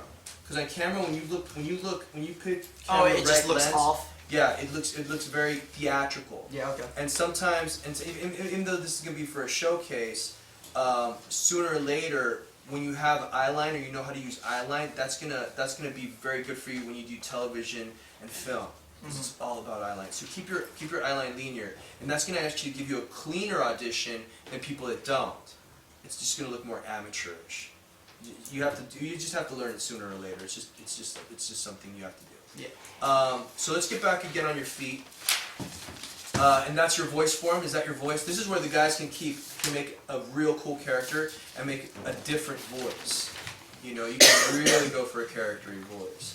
You know, this is where you guys can wear a funny hat. This is where you guys can wear some glasses. This is where you guys can really play it up. This is where a lot of people are afraid to overact. You're afraid to overact. You know, you have to make the character because this is a character piece, Okay. right? So when you're standing and you talk to the audience, you can look straight and use your eyes to look side to side. But then when you talk to her, then you can lean on the chair and be all smooth and suave. Okay. All right. So let's use the Two right there. levels. Okay. And get comfortable when you lean on that chair. Get real comfortable as you lean. Yeah. There you go. There you go. There you go. Okay. Yes, that's fine. Boy, what a dame. I could tell from her outfit she had style and a sense of humor. Of course, it didn't hurt that she had legs longer than a BuzzFeed list of cats trying to play the piano. She was the kind of gal Taylor Swift wrote songs about. I knew she was trouble when she walked in. Electronic cigarettes. Yes, please. And then when you whip out the cigarette, and just stay right there and just whip out the cigarette. You know, very flashy with your sides. Okay. In other words, you can go like electronic cigarette. Electronic cigarettes. Yes, please. No, hold the button down. Hold it. Yes, no, take a deep breath. Deep Get breath. some breath with that. Oh, you've got it now. So what can I do for you? My brother is missing. He hasn't liked anything on Facebook or Instagram in nearly 4 hours. Kombucha? No thanks, I don't drink. Something told me she wasn't telling the truth. Like my aunt's chain emails about Obama. She was a tough read. Where'd you see your brother last? Let me just tell you, this story is completely amazeballs. It was a Sunday. Her story reminded me of a think piece I read about the death of long-term writing. But Cindy, Everything's a list. she's literally People's attention spans might as well be married to Ben Affleck. They were gone, girl. And then I saw two guys put a bag over his head and drag him into a black van. Sure, yes. That would be a great web series. Now listen, I need to know what I'm getting into. And so now, and when you're doing the piece, don't stay. See, don't jump in and out of character so fast. Oh no, I was gonna sit down Well, for the hold next part of the character. Okay, I understand that. So, so when you're in the piece now, give me some more. Even though he's got a certain voice to him, do not fall into a trap of saying it the same way. Okay. Because then we're gonna follow the stigmato, and then we're gonna start to guess your delivery ahead of time. Have some emotion to like some of the stuff that you're saying. Okay. You know, for instance, like when you were, let's go back to saying when you're overlapping the lines with her. Yeah. Her story reminded me of a think piece I read, The Death of Long Form. Right? You know, how do you feel about that? Yeah, it's boring. It's It's awful. It's boring. It's boring. It's awful. It's bad. Her list is boring me to death. Okay, Yeah. so as she's talking over it, just kind of be a little upset about that. Okay. Let's try that. Let's go to the overlapping of it, because I feel like it's a little slow. Okay. There's a certain pacing to that. Okay. Where'd you see your brother last? Let me just tell you, this story is completely amazeballs. It was a Sunday. Fun Her day. story reminded me of a think piece I read about the death of writing. Everything's a list. People's attention spans might as well be married to Ben Affleck. They were gone, girl. So you have a little bit of an emotional investment to that. Yeah. It's different Changes and the embrace it, and it changes the rhythm, because we get stuck in sometimes trying to speak a certain way. You know, somebody that has a 3-tone voice is like Keanu Reeves. Yeah. You know, we kind of get lost. We get bored. Or like, oh man, why is he not so as interesting? The guy has 3 tones in his voice that he really uses. Talks like this, man. You know, and so that becomes a struggle. And so when you start to talk, if you make that character voice, he's going to have the same tones. We're start to guess if you don't apply emotional investment in certain lines. You chose to just get mad a little bit, which made it funnier the first time. The second time, and we just said that for the first time. All right. Okay, let's go ahead and then guys, please build the environment different ways using the chair. That's gonna be the key for you guys. All right. Okay, step one off. All right. 9:30. Let's go ahead and have. Who do we have first go up through the auditions? Job. Let's go. Job interview. I'm not gonna put all the girls out there. Let's have Shelby step outside. Shannon. Let's have Brianne. Let's have Orit. Let's have Julie. What do you have, God? Let's have Kaylee. All right, my other girls will be round 2.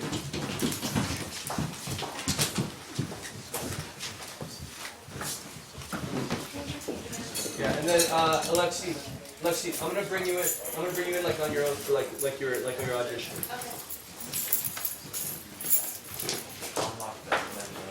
Yeah. All right.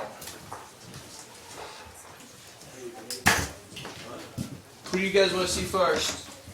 Shannon. All right, Shannon Pryor. Shannon Pryor.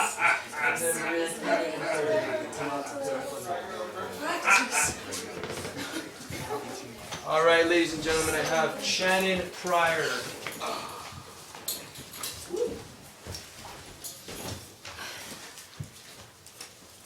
I'll call you back.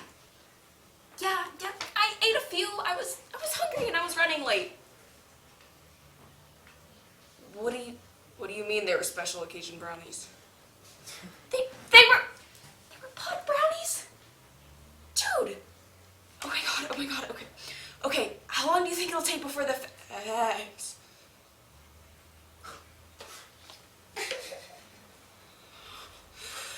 I can't feel my face.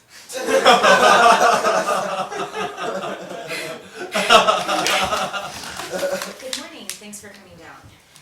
Okay, I see you just graduated, so tell me, how long have you been interested in becoming a drug counselor? I've been interested in it's been a long time I've been interested. Thank you for the opportunity for interviewing me. I was senior class board member and I was on homecoming committee and I have $42,000 in student loan debts and oh my god, your face is melting. Excuse me? What? Just said my face is melting. No. What I said was your space is very inviting. Do you have someone decorate it? I love your painting. That's a television.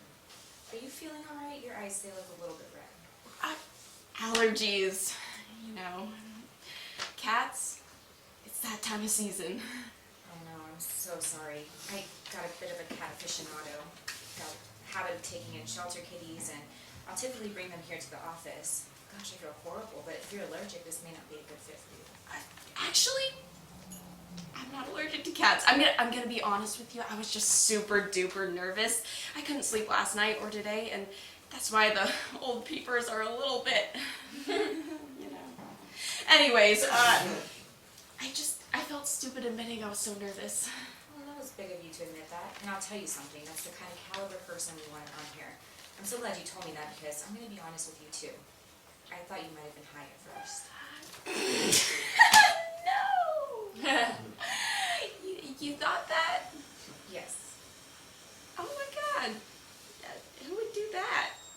I know. I was like, who would be stupid enough to come to a job interview for a drug counselor at high? You'd have to be pretty dumb. Absolute moron. Definitely not someone you'd want working around here. I mean, once in a while we'll have a counseling client that will come in and, you know. Anyways, we had someone overdose right here on the floor. That's why I keep one of those emergency antidote pens here in my desk now. You just shove one of those things in their arm and bam, it reverses the effects instantly, whatever drug they're on. Wow. Instantly, huh? Listen, I know I might be a drug counselor cat guy, but I'm not as straight-laced as you probably think I am. Once in a while, not often, I like to have a little vino at work, so why don't I pour you a little bit to calm the nerves a bit? Our little secret, okay?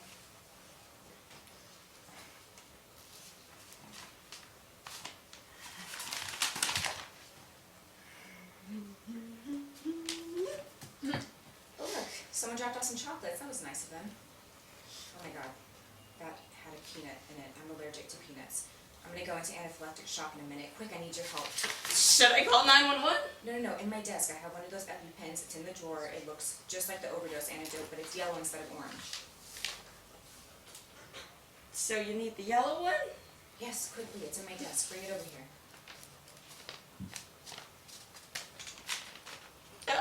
I can't find it. What do you mean you can't find it? It has to be there. I check every day. For Christ's sake, hurry. I don't think you're gonna make it. All right, thank you, Cheyenne. Can you have Brianne come in? Do not drop behind.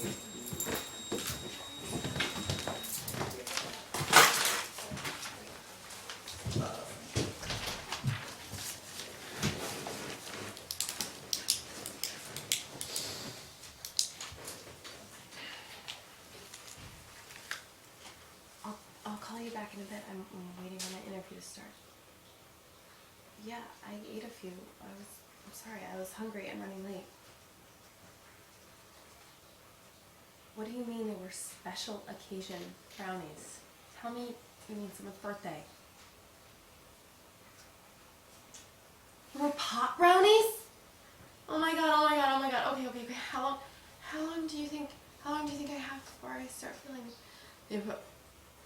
oh my god. I can't move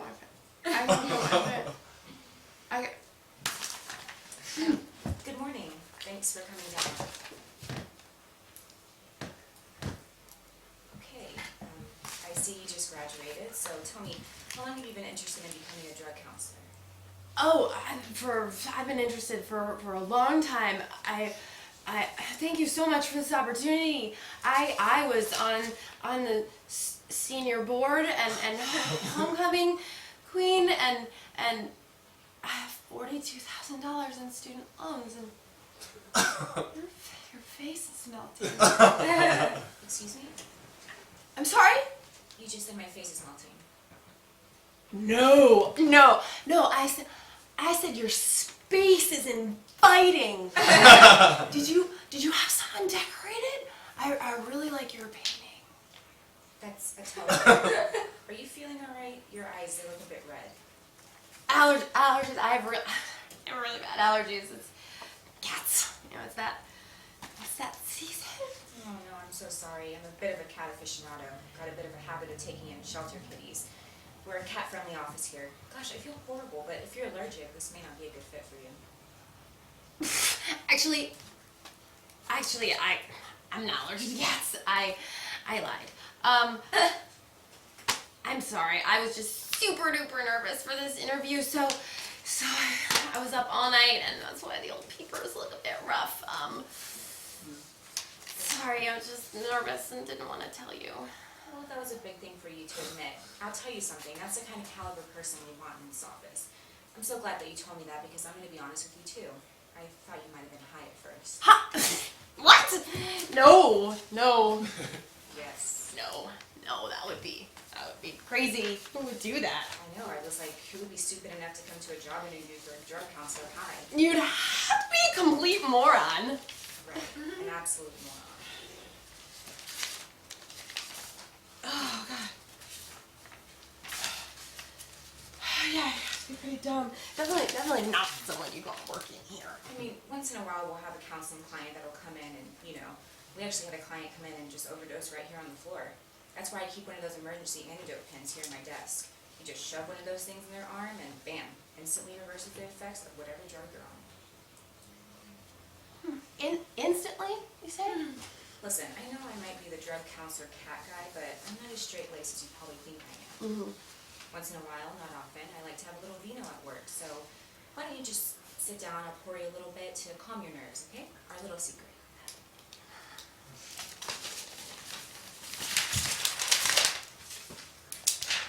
Oh look, someone dropped off some chocolates. That was nice of them. Oh my god. This had a peanut in it. I'm allergic allergic to peanuts. I'm going into anaphylactic shock in a minute. Quick, I need your help. Should I call 911? I don't. In my desk, there's one of those EpiPens. It looks like the drawer. It's the overdose antidote. It's yellow and not orange. So it's okay. So yeah. Oh, it's not here. So you need the yellow one. Yes, quickly. It's in my desk. Bring it here. It's not here. What do you mean it's not here? It has to be. I take every day. For Christ's sake, hurry. Sure. The orange one doesn't do like the same thing. Cause there's an orange one.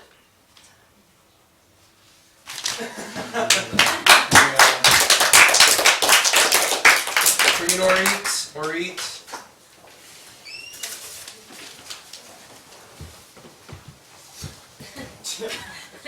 Why would I stick never get all of that?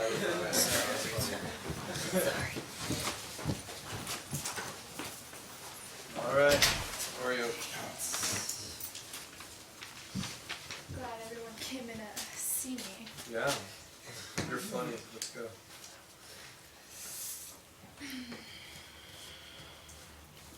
Hey, I'll have to call you back. I'm having an interview.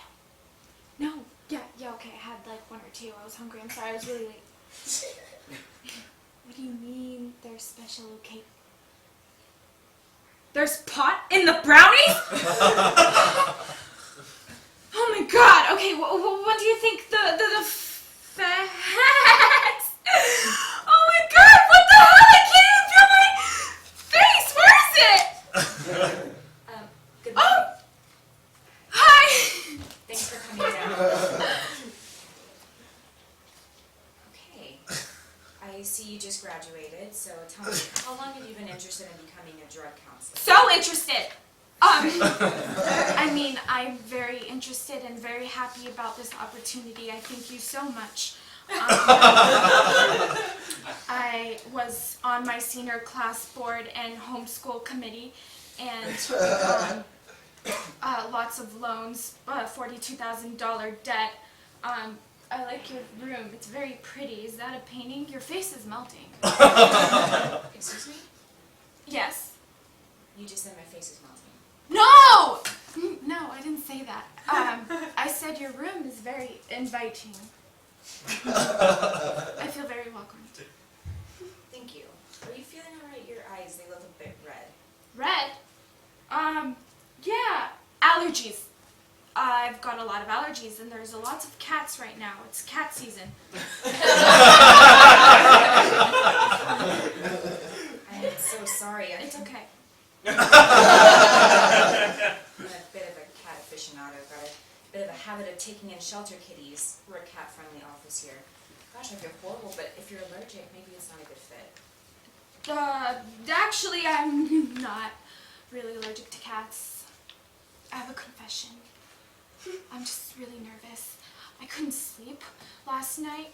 I'm just so nervous. I really want to get this job, and that's why the good old peepers look a bit rough, but I just felt so stupid admitting that I'd be nervous.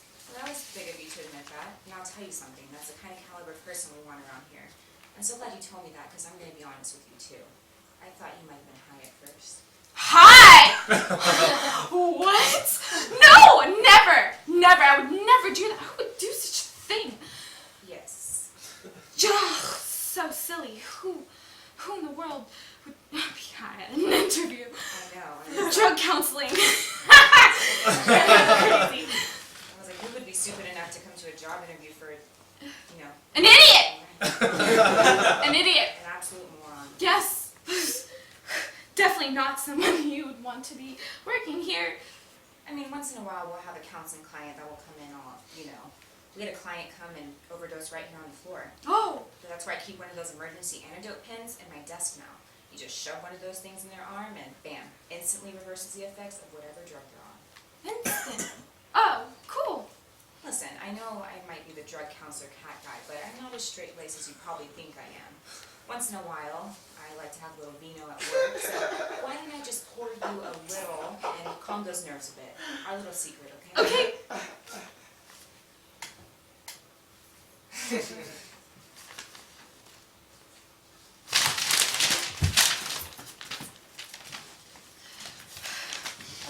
Someone dropped off some chocolates. That was nice of them. I love chocolate. Oh my god.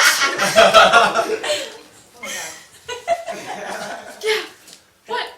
That had a peanut in it. I'm allergic to peanuts. I'm going into anaphylactic shock in a minute. Quick, I need your help. What should I do? Oh my god, should I call the police? No. There's one on my desk. I have one of those EpiPens. It's in the drawer. It looks just like Another pen, okay. Yeah, it's yellow instead of orange. That's the one that looks like, lime. Lemons. Yes. Do you have another? No, I can't find it. It's not here.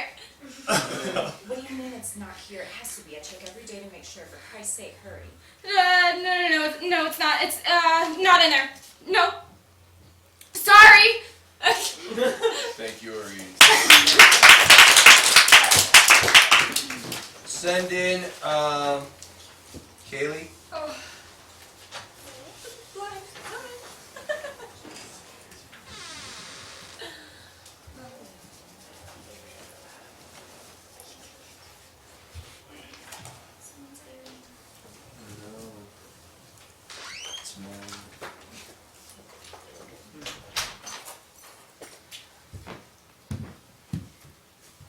Yeah, I'll call you back. I'm waiting for my job interview.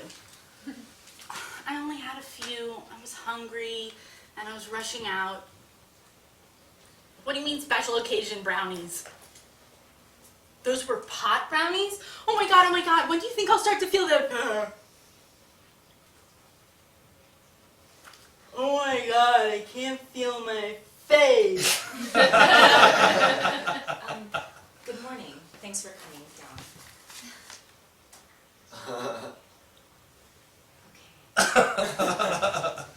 I see you just graduated, so tell me, how long have you been interested in becoming a drug counselor?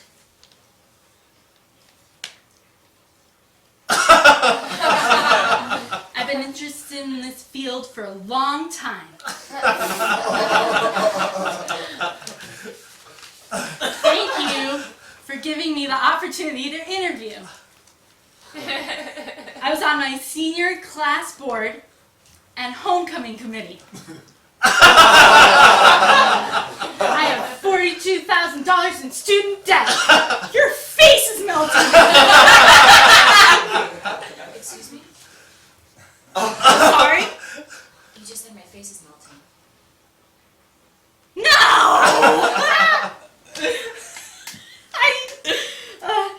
What I said was your space is inviting. Do you have someone decorate for you? That painting is amazing.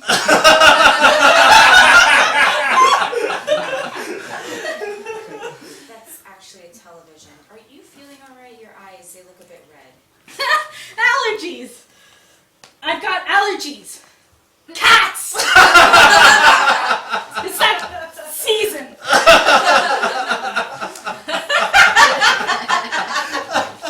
I'm so sorry. I'm a bit of a cat aficionado.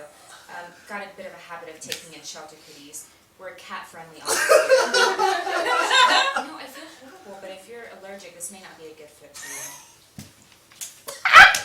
Actually, I'm not allergic to cats. No, I'm going to be honest with you. I was super nervous about coming here today. I couldn't get any sleep. I was up all night. That's why the eyes are red. I feel really stupid admitting that I was nervous.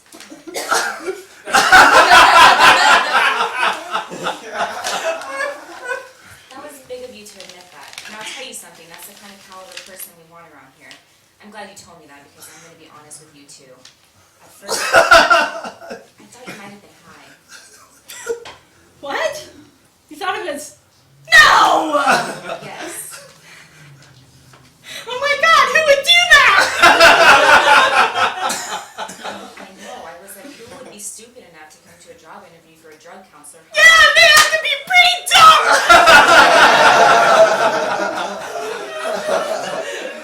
An absolute moron. Definitely not someone you would want working here. I mean, once in a while we'll have a counseling client that'll come in all, we had a client come in and overdose right here on the floor.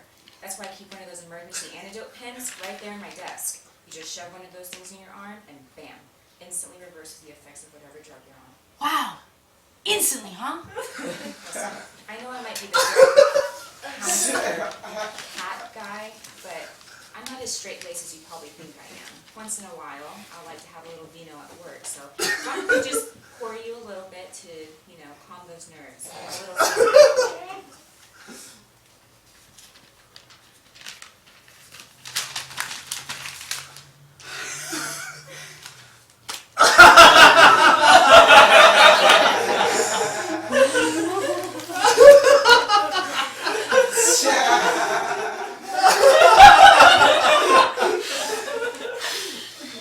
Oh, look, someone dropped off some chocolates. That was nice of them. Oh my god, that had a peanut in it. I'm allergic to peanuts. I'm gonna go into anaphylactic shock in a minute. Quick, I need your help. Should I call 911? No, there's one in my desk. I have one of those EpiPens. It's in the drawer. It looks like the overdose antidote, but it's yellow instead of orange. Okay. You mean the yellow one? Yes, quickly. It's in my desk. Right here. I can't find it. What do you mean you can't find You're it? gonna die.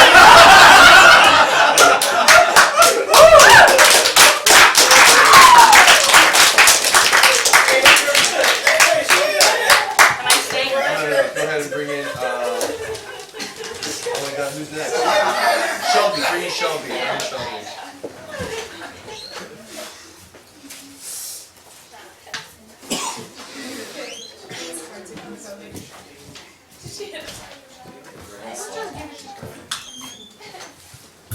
This is Shelby.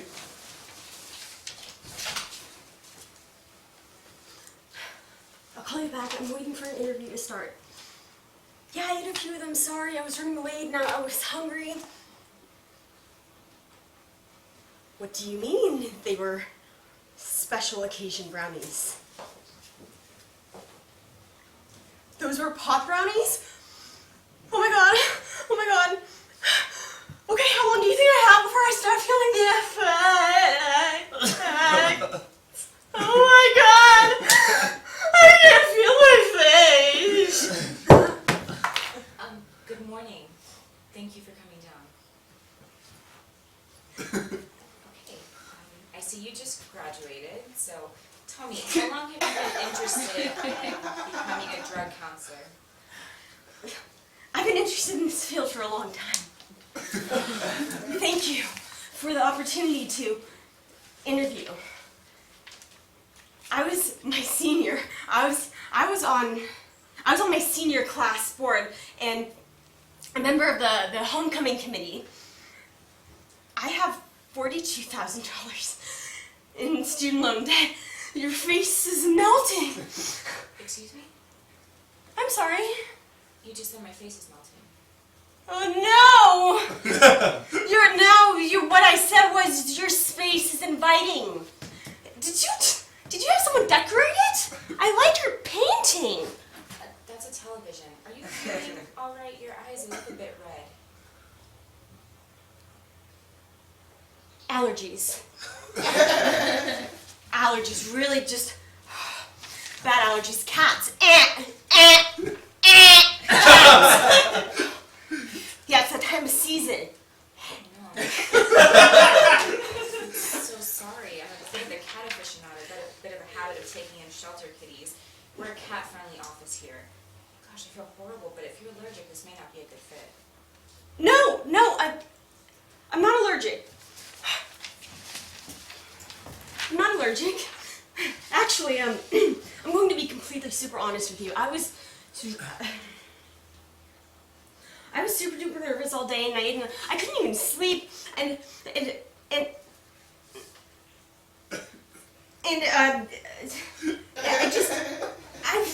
that's why the old rough eyes look like that. That's why it felt stupid. That I was nervous. Well, that was good of you to admit that, and I'll tell you something, that's the kind of caliber of person we want around here. I'm so glad you told me that, because I'm going to be honest with you, too. I thought you might have been high. What? You thought... No! Yes. No. Oh my god, who would do that? stupid enough to come to a job interview for a drug counselor, hi. You have to be pretty dumb. An absolute moron. Definitely not someone you want to hire for the job. I mean, once in a while we'll have a counseling client that will come in and, you know, we had a client come in and overdose right there on the floor. That's where I keep one of those emergency pens here in my desk. You just shove one of those things in their arm and instantly reverses the effects of whatever drug they're on. Instantly, huh? Listen, I know I might be the drug counselor cat guy, but I'm not as straight-laced as you probably think I am. Once in a while, I like to have a little vino at work, so why don't I just pour you a little bit to calm those nerves? Our little secret, okay? Yeah.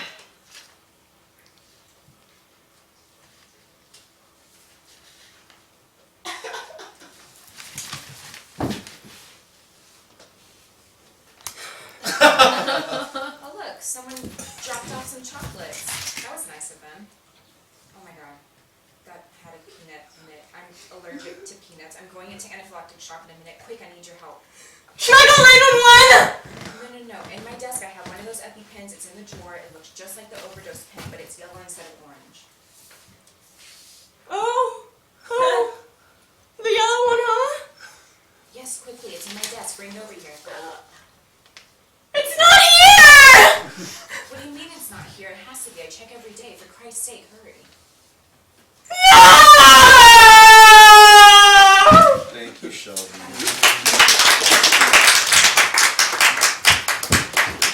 You forgot your phone.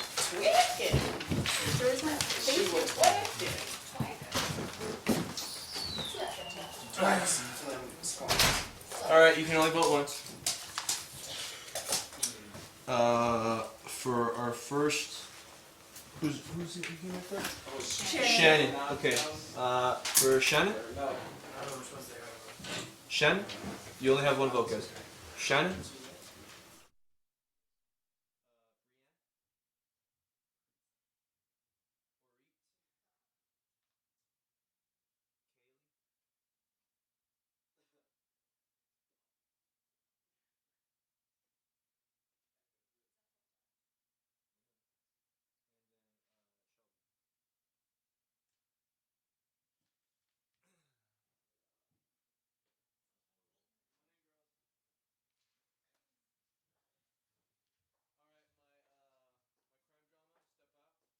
And then I got Lexi. I'll get you after the okay? I'm gonna get you after the crime.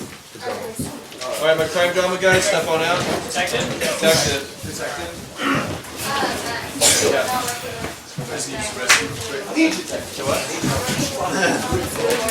Okay.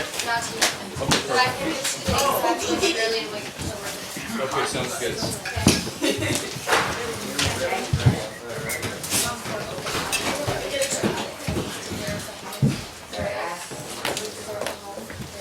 My guys, come here real fast. I need to write your names down on the list, or else you're not going to go up.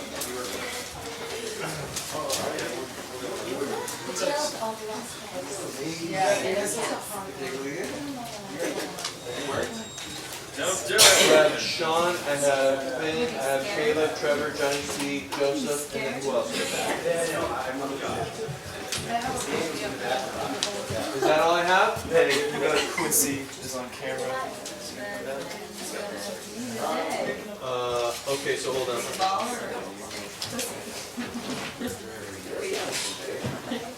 Hold on, Tyler and back in. Alright guys, let's have Joseph back in. Caleb back in.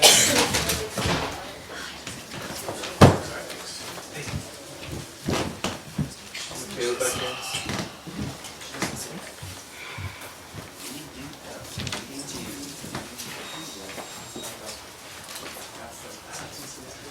Sean, get back in here, Sean. Sean, where's Sean? Sean? Tell Sean he's not going to go up. The only people I'm going to have go up right now are Lipschitz, Johnny C, Trevor, and Sam. I love Lipschitz. It's only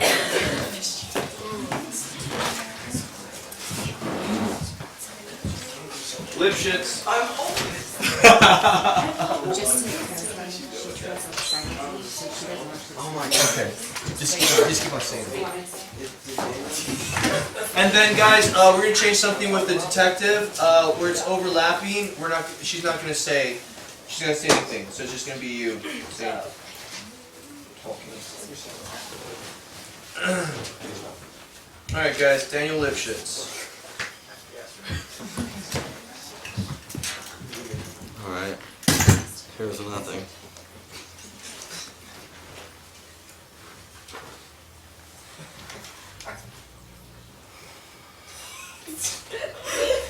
Boy, what a dame.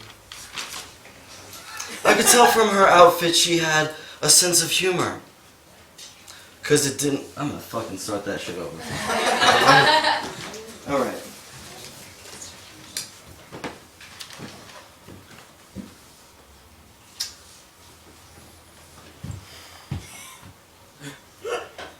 Boy, what a dame. I could tell from her style she had a sense of humor. And a great hair. Of course, it didn't hurt she had long legs, longer than a BuzzFeed article of cats playing the piano. I could tell from the way she walked that she was a Taylor Swift song. I knew she was trouble.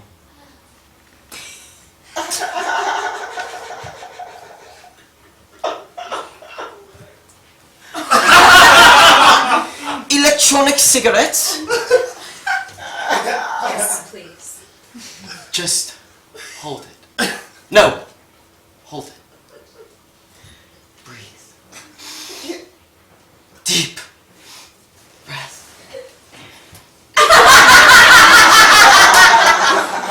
There you go. So, how can I help you? My brother, he's missing. He hasn't liked anything on Facebook or Instagram in nearly 4 hours. Kombucha? No thanks, I don't drink. Something told me she was lying. Like my aunt's chain letters from Obama. She was tough to read.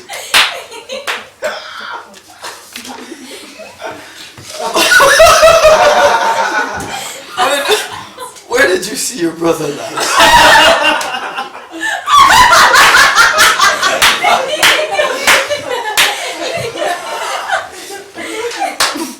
I'm just telling you, this story is completely amazing. Her story reminded me of a think piece I read about the death of long-form writing. Everything's a list. People's attention spans People's attention spans might as well be married to Ben Affleck. They're gone, girl. Then I saw you guys put a bag over his head and drag him into a black van. Sure, that would be a good website. Listen, I need to know what I'm getting into. Did you have any friends? Enemies? Frenemies? Everybody loved him. Well, not the two of us. There was his partner. No, I can't. Can't what? I can't even. God damn it, girl, tell me! I literally can't even. Just like Pinterest, this girl is gonna be hard for a man to figure out.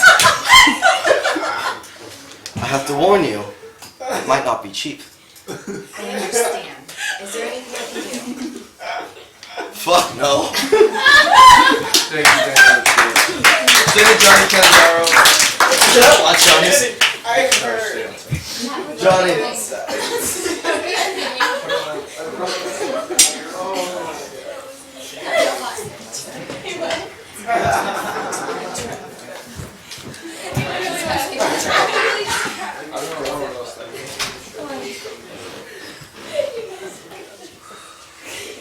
Resettle, please.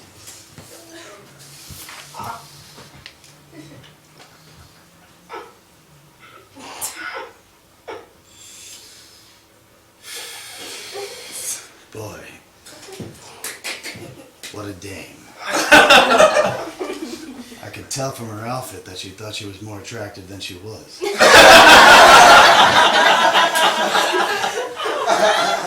She had a style and a sense of humor. Of course, it didn't hurt that her legs were longer than a black man's trouser snake. She was the kind of gal that Taylor Swift sang about. I knew she was trouble when she walked in the door. Electronic cigarette? Yes, please. You just press the button.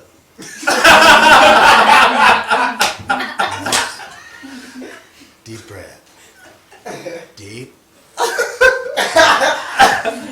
Now breathe. There you go. Now how can I help you, dollface? My brother, he's missing. He hasn't liked anything on Facebook or Instagram in nearly 4 hours. Kombucha?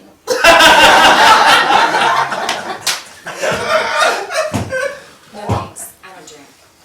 Something told me she wasn't telling me the truth. I'd recognize the freshman 15 anywhere.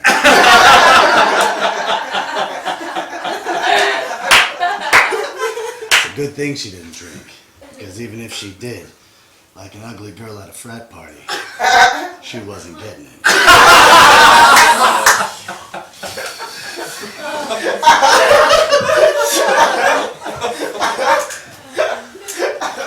Where'd you see your brother last? Let me just tell you, this story is completely amazeballs. Her story reminded me of a girl I met in college. Brandy Williamsburg. I took her virginity when she was 19. She thought we were in love, but I knew better. I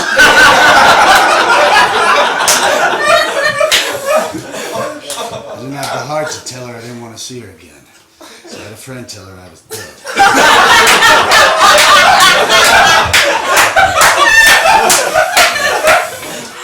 She even showed up at my funeral wearing a black lacy veil. She looked pretty sexy. I climbed out of the casket and had my way with her. What I didn't realize was that I scared her so much. She had a heart attack and died. It really messes with a guy's head, fucking addiction. I haven't been the same ever since. And then I saw 2 guys put a bag over his head and drag him into a black van. Oh yeah, that would make it. Now listen, I need to know what I'm getting myself into. Did he have any friends? Did he have any enemies? Did he have any frenemies? No, everybody loved him. Well, now that you ask, there was his business partner. No, I can't. Can't what? I can't even. Can't even what? Get yourself together, woman! Can't even what? I literally can't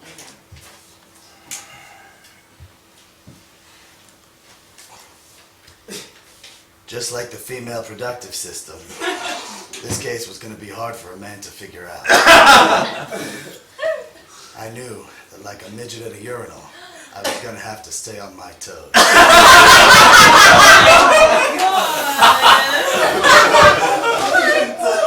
I have to warn you, it's not going to come cheap.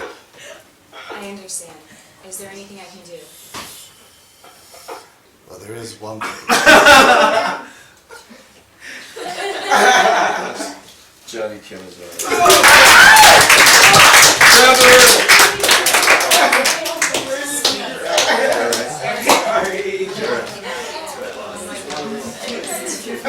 Trevor Larson.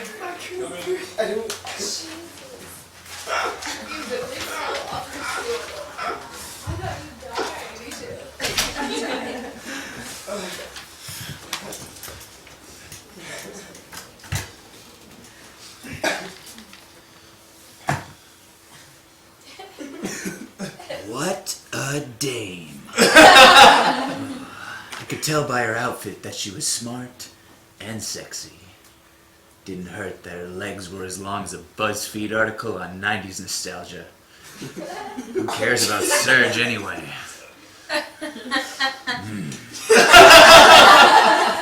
She was the kind of girl that Seal sang songs about. I knew as soon as she walked in, she'd be trouble. E-cigarettes. Yes, please. Just press the button. Yeah, you have to press the button. You have to press the button and breathe in at the same time. Great, thank you. My brother, he's missing. He hasn't liked anything on Facebook or Instagram in nearly 4 hours. Cold brew? No thanks, I don't drink. Something told me she was lying. Everyone drinks cold brew. She was like my sister's Tinder profile. Tough to read. So, where'd you see your brother last? Let me just tell you, this story is completely amazing. Her story reminded me of a thought piece that I had read about the death of long-form writing. Everything is lists now. People's attention span might as well be Kim Kardashian or Kanye West. Short.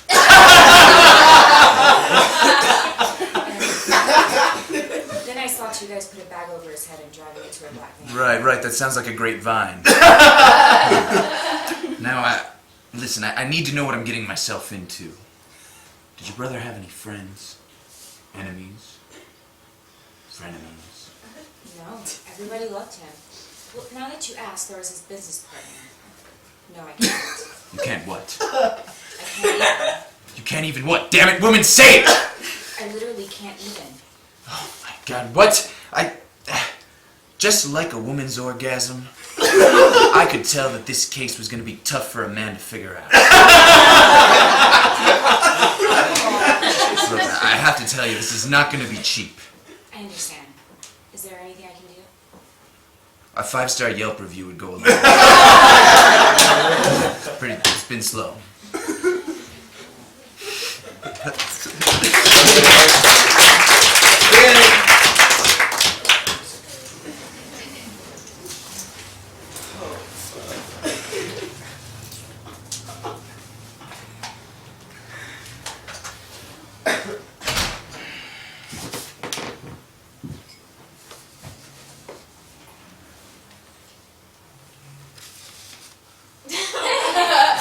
My goodness. What a dame. I could tell from her outfit that she had a sense of style and that she was good with money. Of course, it didn't help her legs were longer than lists from BuzzFeed about cats shitting the bed. Taylor Swift certainly wrote songs about you. I knew you were trouble when you walked in.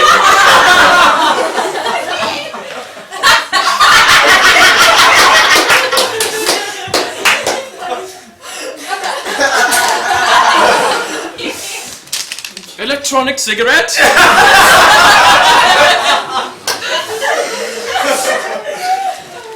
Yes, please. No. Hold it. Yes. There we go. Deeper. Breathe. Deeper.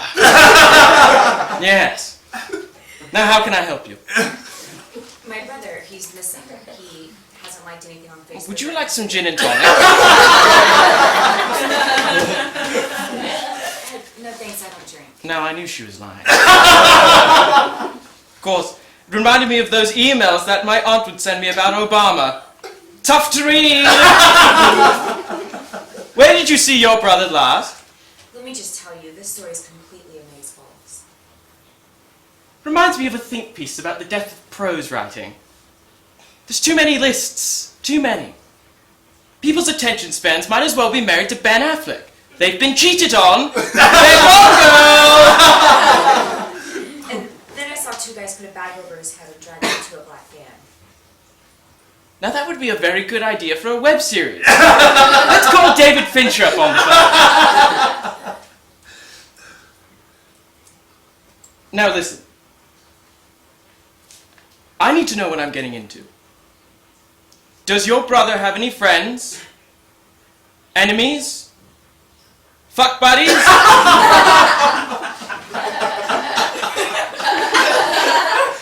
No, everybody loves him. Oh, now that you asked, there was his business partner. No, I can't. Can't what? I can't even. Bitch, get yourself together. What do you mean? Literally can't. Fuck me, just like Pinterest. It's hard for this case to be figured out by a man. I have to warn you. It won't be cheap. I understand. Is there anything I can do?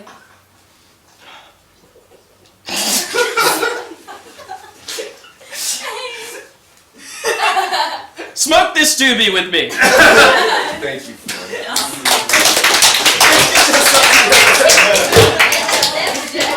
Mitch, get yourself together.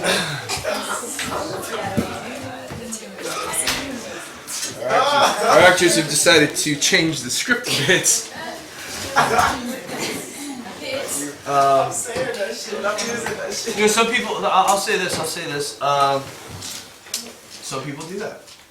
Would this be the room that you do it in? NBC, they're writing.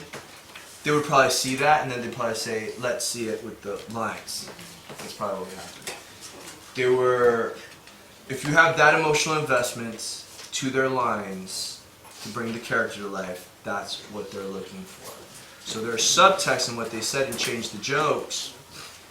That's their subtext. All they have to do is say the line with the words in the subtext that they were saying behind.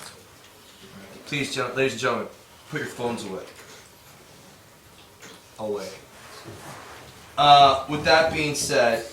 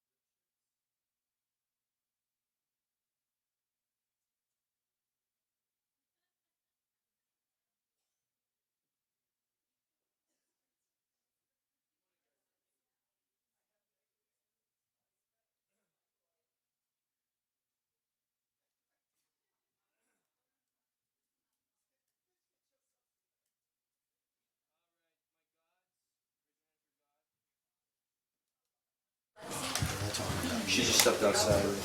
Yeah. That's funny. Julia, step outside. Chris, step outside. Sean, step outside.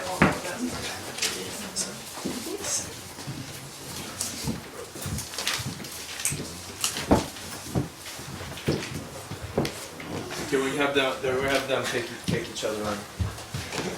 So I have Julia, Chris, and Sean, I couldn't catch your face. That was so powerful. It was so powerful.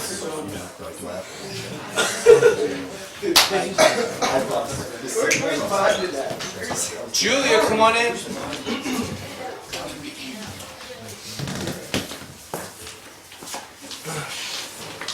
Now, guys, if you just had that emotional investment to the lines, that's exactly what it is.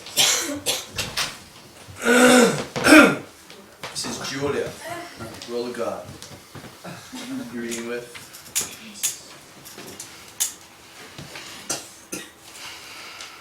These are the results of a field audit. The subject has elected to populate all habitable areas with an array of giant, monstrous reptiles he calls dinosaurs. Subject shows open contempt for management when reminded of the limitations of his creational authority. How do you respond to that? That guy was a total prick. Why did you overstep your bounds? Okay, so this one day I started making some plants and I made one called marijuana. Marijuana. and it has some hallucinogenic properties. Total mistake. You know, it could happen to anybody. What does this have to do with? I'm coming to that. Slow your roll. So, this one day I was rolling this big fatty. It was like the size of my forearm. See? I was thinking, wow, it would be so cool to have giant lizards. And then they just started getting bigger and bigger, you know? And then I had to create more to get them under control, and other ones to get those under control, and it just got out of hand. And that's when you entered the After the asteroid, yeah. Rock bottom, so to speak. And follow-up tests have all been negative. Totally clean. Then how do you explain this? You know about that? How could we not know? We had to change frequency so they wouldn't intercept our communications. Yeah, they're pretty clever. You mean pretty dangerous? Dangerous? Yeah, okay, dangerous. How did this happen? Okay, it's a funny story. You're totally gonna laugh, okay? So, this one time, I was whipping up a batch of monkeys, and, you know, I thought, wow, these monkeys are really dumb. I think I can make them smarter. And for the record, you were totally drug-free at this point. Sure, yeah. Go on. Oh. So I tweaked the recipe a tiny bit. Just a few centimeters in the frontal brain, and then boom! That's what happened. The next thing I know, they start talking to me. It was really freaky.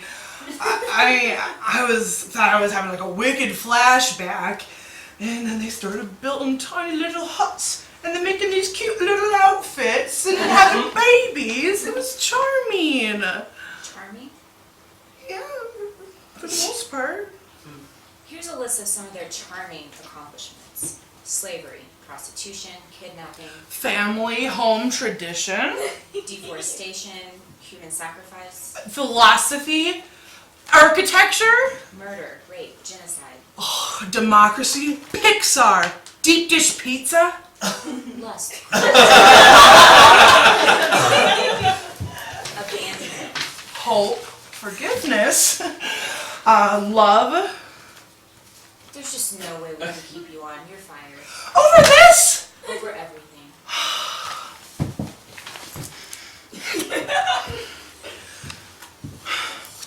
What happens to them? Best for you not to worry about it.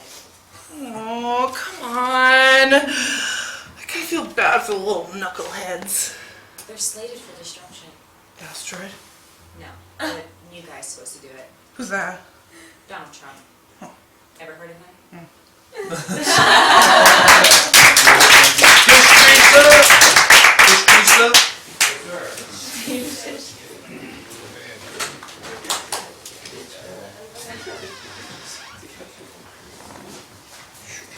Thank you, appreciate that. Chris Creasy, ladies and gentlemen. Title, Chris. Title? Oh. Guy gets fired. These are the results of a field audit.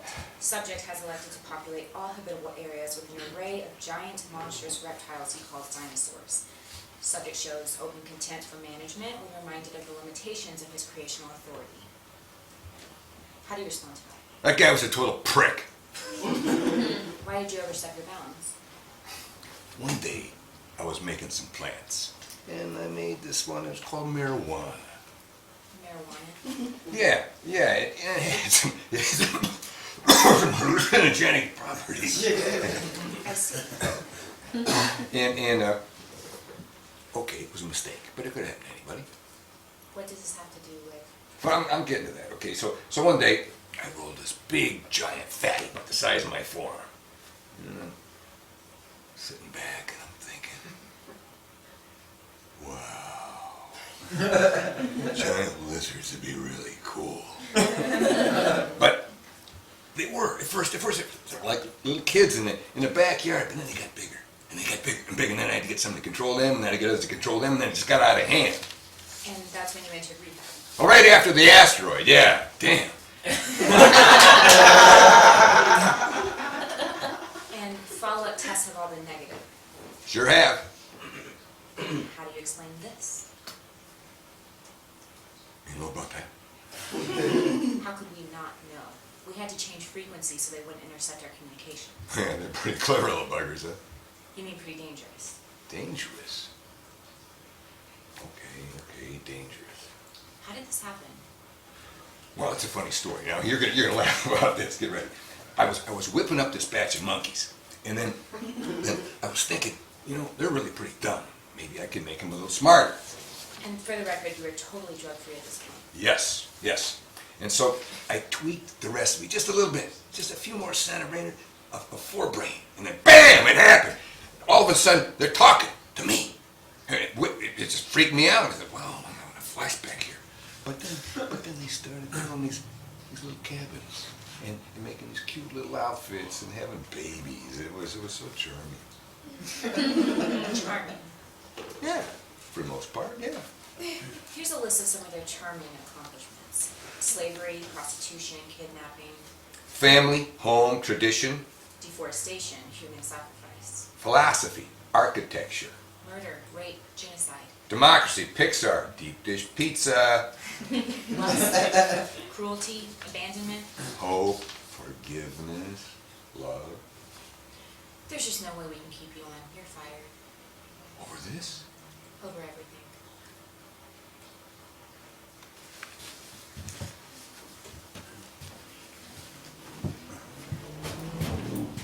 What's gonna happen to them? Best for you not to worry about. Come on, I feel kind of bad for those little knuckleheads. They're slated for destruction. Asteroid, No, then you guys supposed to do it. who's that? Donald Trump. Ever heard of him? Yeah, nice guy.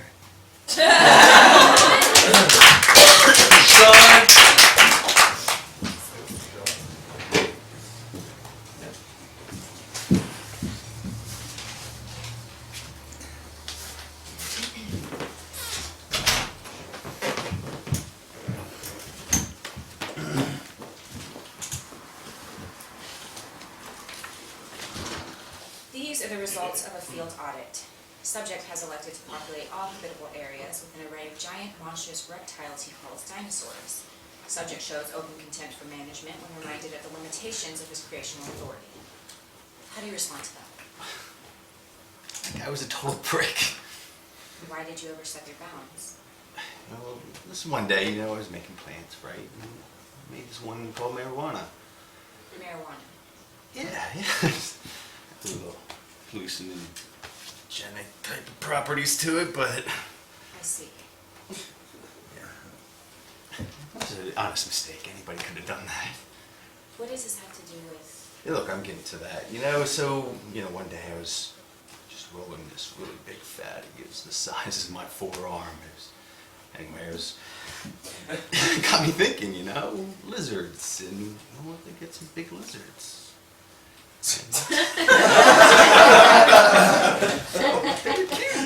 They're cool. They're just in the back. It's like little puppies in the backyard, but then they started growing, and I had to get something to control them, and then I had to get something to control them, and then something to control them. It got completely out of hand. And that's when you entered rehab. The asteroid? Yeah. Yeah, then I hit rock bottom. And follow-up tests have all been negative. Totally clean. Then how do you explain this? You know about that? How could we not know? We had to change frequencies so they wouldn't intercept our communications. They're kind of clever. You mean dangerous? Dangerous. Yeah, dangerous. How did this happen? It's a funny story, seriously. You're gonna laugh about this. One day I was whipping up a bunch of monkeys, and I thought, wow, these monkeys are kind of stupid. Maybe, what would happen if they were a little bit smarter? And For the record, you were totally drug-free at this point. Oh yeah, completely. Go on. So, I tweaked the recipe a little bit, gave him a little bit more of a forebrain, and bam, that was it. The next thing I knew, they started talking to me, and then it got really freaky. I thought I was like on some kind of trip. But then, they just started building these little huts and little clothes and having babies. It was charming. Charming. Yeah, for the most part. Here's a list of some of their charming accomplishments. Slavery, prostitution, kidnapping, Family, home, tradition, deforestation, human sacrifice, philosophy, architecture, murder, rape, genocide, democracy, Pixar, deep dish pizza, lust, cruelty, abandonment. hope, forgiveness, love. There's just no way we can keep you on. You're fired. Over this? Over everything.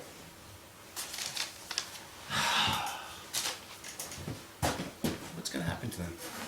Best for you not to worry about it. An asteroid? They're slated for destruction. No, this new guy's supposed to do it. Who's that? Donald Trump. You ever heard of him? No.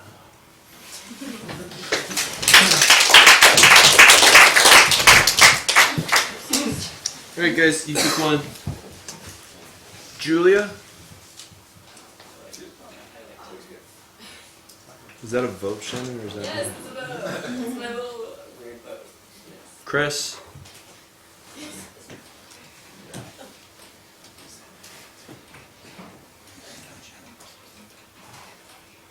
He didn't vote for you. Sean? Is Lexi, what's going on with Lexi? Is she outside? Is she gonna... We don't know. Can somebody check on her real quick? Okay. Alright, come on in. No, you're in the next group. Come on in. Not out there. She's not? She left her stuff.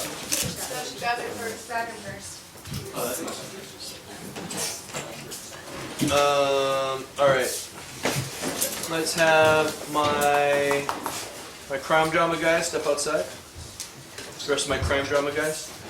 Detectives.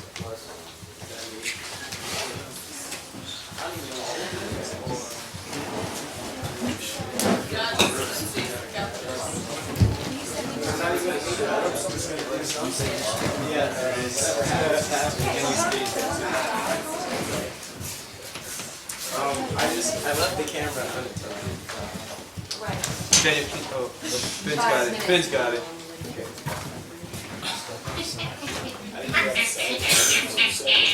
And you're pretty dog. And you're also supposed to be at home working. Quincy, come on in.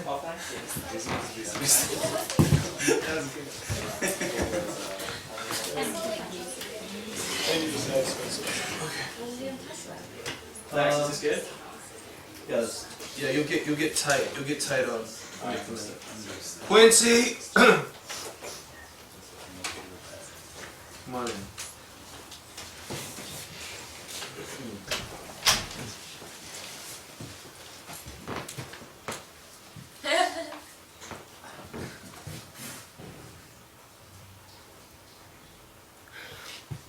Boy, what a dame. I could tell from her outfit that she had style and a sense of humor.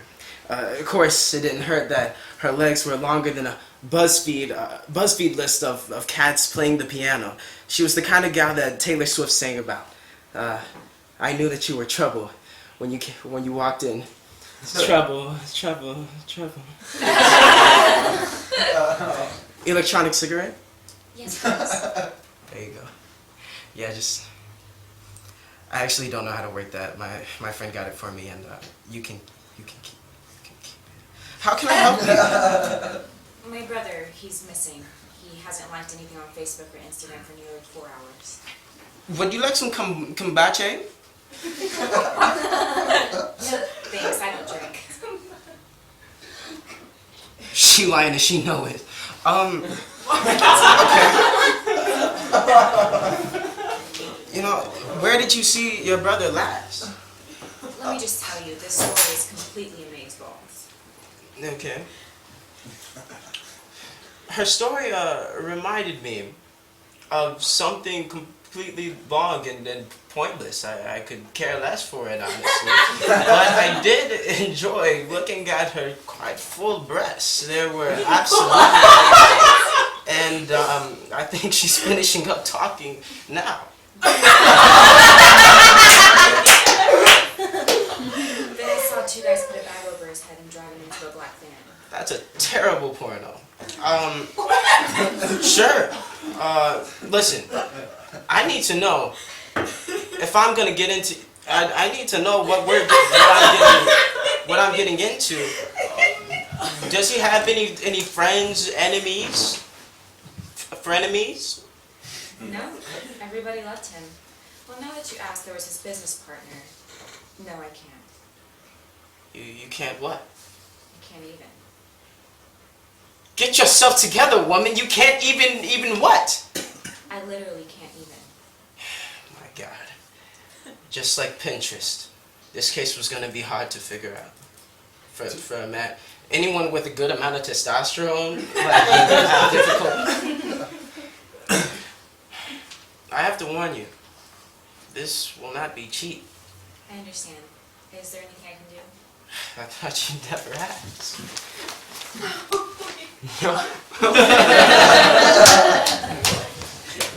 Joseph.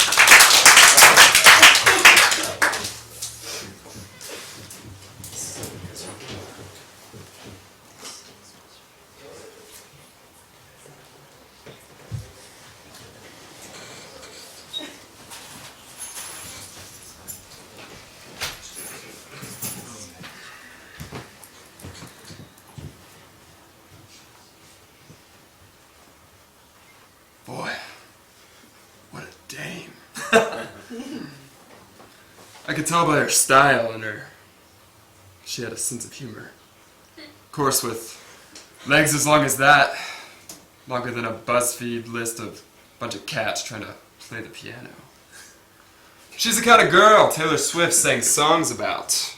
I knew she was trouble when she walked in. Electronic cigarettes? Yes, please. You just hold that by him on the side. No. There you go. Deep breath.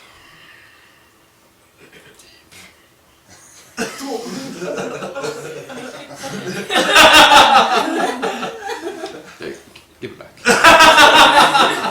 So, how can I help you? My brother, he's missing. He hasn't liked anything on Facebook or Instagram in nearly 4 hours. Kombucha? No thanks, I don't drink. Something told me she wasn't telling the truth. Like my aunt's chain emails about Obama. She was tough to read. Where's your brother? Let me just tell you, this story is completely amazeballs. Her story reminded me of a think piece I read about the death of long-form writing. Everything's a list. Everybody's attention spans might as well be married to Ben Affleck. They're gone, girl. And I saw two guys put a bag over his head and drag him into a black van. Sure, that'd be great. Web series. Listen, I need to know what I'm getting into. Did your brother have any friends? Enemies? Frenemies? No, everybody loved him. Well, now that you asked, there was his business partner. No, I can't. Can't what? Can't. Get yourself together, woman! Can't even what? I literally can't even.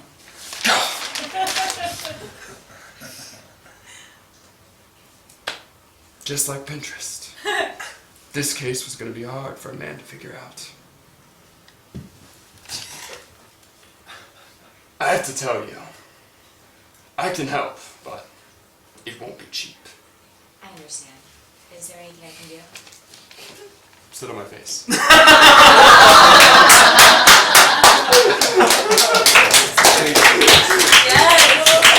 Tyler Neitzel. Line of the night.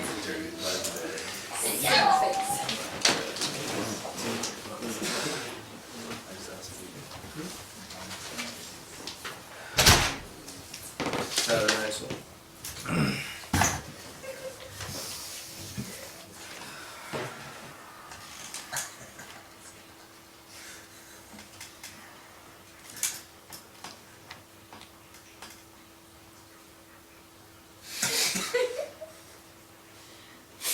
Boy, what a dame.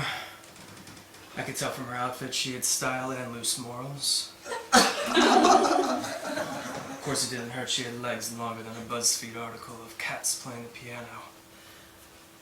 She was the kind of girl Taylor Swift sang songs about. I knew she was trouble when she walked in.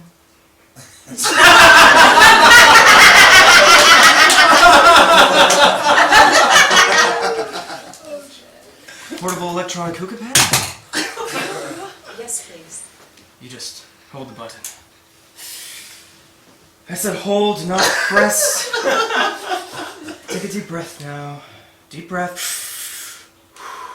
There you go. Now, what can I do for you? My brother, he's missing. He hasn't liked anything on Facebook or Instagram in nearly 4 hours. Kombucha? No thanks, I don't drink. Something told me she wasn't telling the truth. Like Shakespeare to a Syrian refugee. She was hard to read.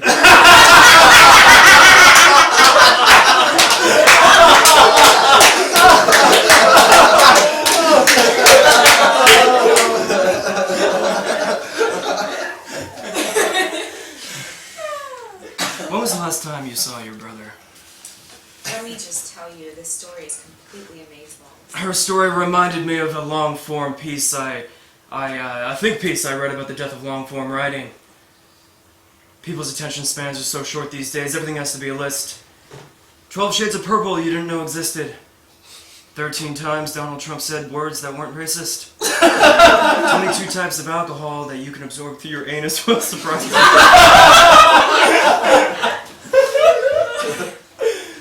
People's attention spans might as well be married to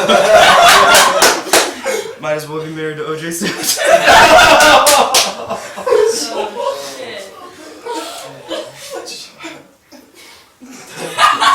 Because they're dead.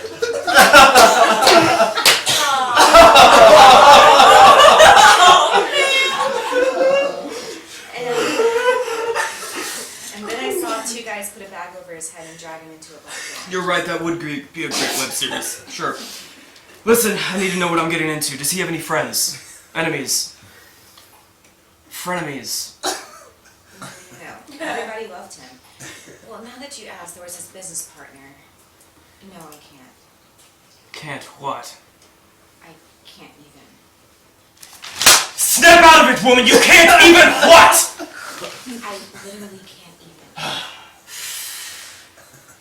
Just like Pinterest, I knew this case was going to be hard for a man to figure out. I have to warn you, I do not come cheap.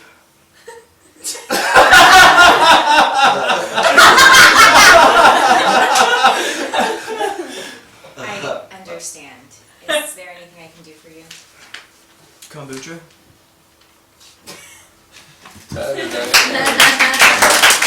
Caleb. That's the line of the night.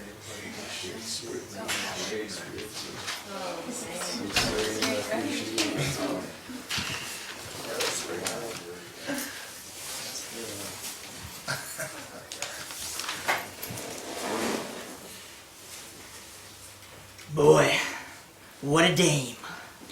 She had, I could tell from her outfit, that she had style and a sense of humor.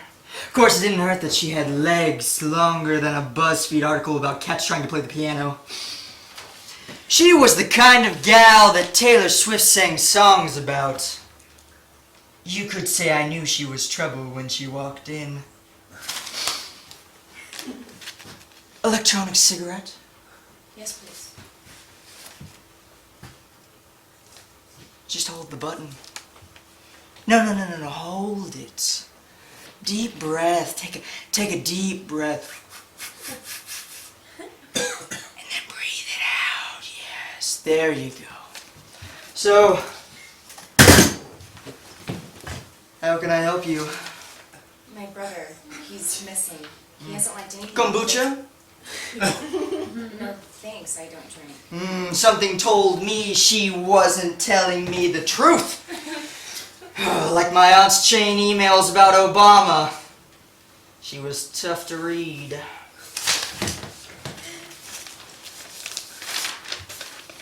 So where did you see your brother last?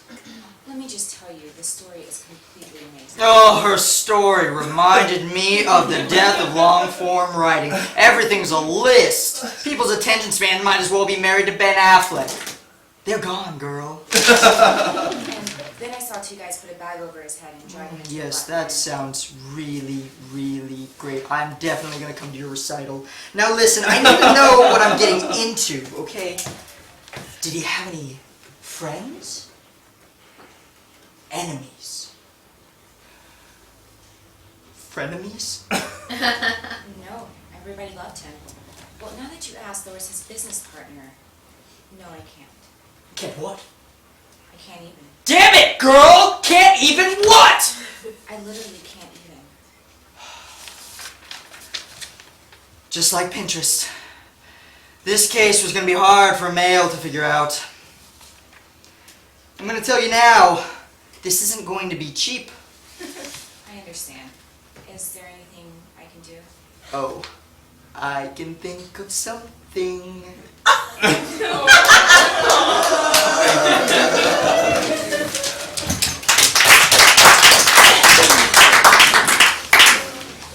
Alright, ladies and gentlemen, let's start with our first person, but once. Quincy. We had Joseph. He was the eyebrows. He said, sit on my face. He said, sit on my face at the end. Did you say my name? Oh wait, I still have you for. Are you playing God? For God, yeah. Yeah, no, we're not yet. I forgot. Who else came out here? No, because that's it. That's Oh. Get back! Get back! Sit over there. Get. What is this? Mr. Rogers' Neighborhood? Alright, Joseph? Raise your hand if you don't remember Joseph. Yeah, he's the one that eyebrows. It's on my face. Hear that deep breath. Say what? He had moxie. So Joseph, yes or no, raise your hand. 1, 2, 3. Come on. Tyler Neitzel. He broke a whole bunch of times. O.J. Simpson. Yeah, we had it. Caleb. Is that the last game? Yeah, the last kid. He voted for you.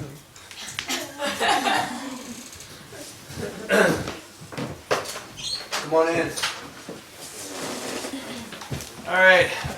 The rest of my gods, step outside. No, my girls. The rest of my girls. Alexis, I'm sorry I sexualized you. I know a lot of that stuff.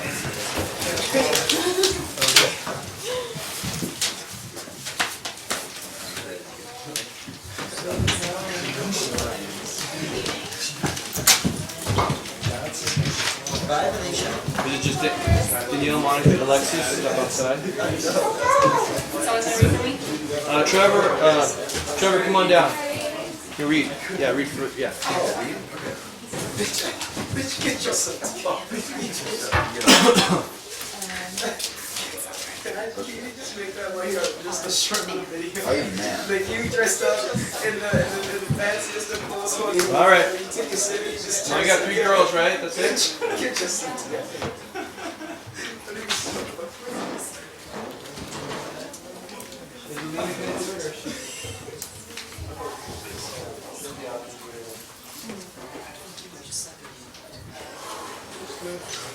Alina? Monica.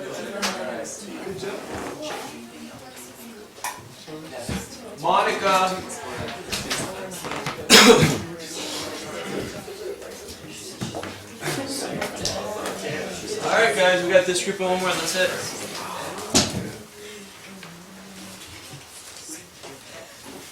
This is Monica Herman. Monica Herman.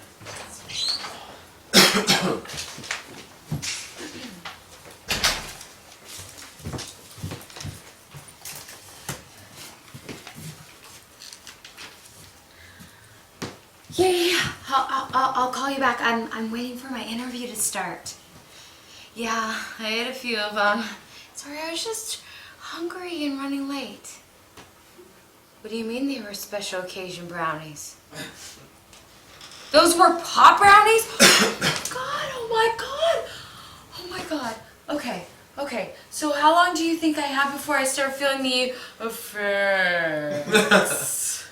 Oh my God, I can't feel my face.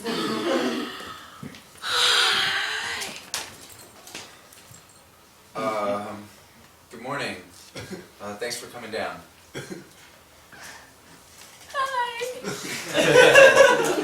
I see you just graduated, so tell me, how long have you been interested in becoming a drug counselor? I have been interested in this field for a very long time. Thank you for the opportunity to interview.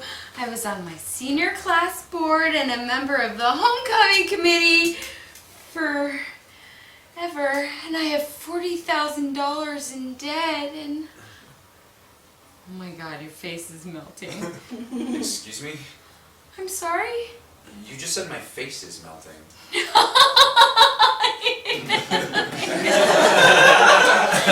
What I said was, your space is very inviting. It's nice. Did you have someone create it for you? I like your painting. That's a television. Are you feeling all right? Your eyes, they look a bit red. Allergies. I've got really bad allergies. Cats. It's that time of season. Oh no, I'm so sorry. I'm a bit of a cat aficionado. Got a little bit of a habit of taking in and sheltering kitties. And I'll typically bring them into the office here. We're a cat-friendly office, so gosh, I feel so horrible. If you're allergic, this may not be the right fit for you. Actually, I'm not allergic to cats. I'm gonna be honest with you. I just want to be really honest. I was just super duper nervous all day and night, and I didn't sleep at all. That's why the old peepers look a little rough. I just felt a little stupid admitting that to you. That's very big of you to admit that. I'll tell you something. That's the kind of caliber of person we want around here. I'm so glad you told me that, because I'm going to be honest with you. I thought you might be high at first. What? You thought I was? No! Yeah. Oh my God! Who would do that? I know, it's like, who would be stupid enough to come in for a job interview for a drug counselor high? Yeah, you'd have to be pretty dumb, huh? An absolute moron. Definitely not someone you'd want working here. Yeah. I mean, once in a while, we have a counseling client that will come in, and all, and we had a client come in and just overdose right there on the floor, and that's why we keep one of those emergency antidote pens here in my desk. You can just shove one of those things in your arm, and bam, instantly reverses all the effects of whatever drug you're on. Wow, instantly, huh? Listen, I know I might not be the drug counselor cat guy, but I'm not as straight as laced as you think I am.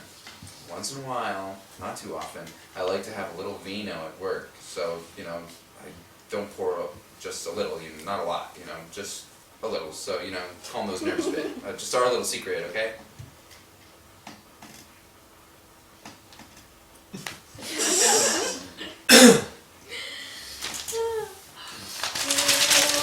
Oh boy. Okay. Oh, look, someone dropped off some chocolates. That's so nice of them. Yum. Oh my god, that had a peanut in it. I'm allergic to peanuts. I'm gonna go into anaphylactic shock in just a minute. Quick, I need your help. Oh my gosh, should I call 911? Oh, no, in my desk I have one of those EpiPens. It's in the drawer. It looks like yeah? one of those antidotes, overdose antidotes, but okay. it's yellow instead of orange. Okay, and it's yellow, and it's you need the yellow one? Yes, quickly. It's in my desk. Bring it over here. Oh, it is not here anywhere. It's not here. It has to be. I check there every day to make sure. For Christ's sake, hurry. Oh my god, we're both gonna die! Daniel Baker is next.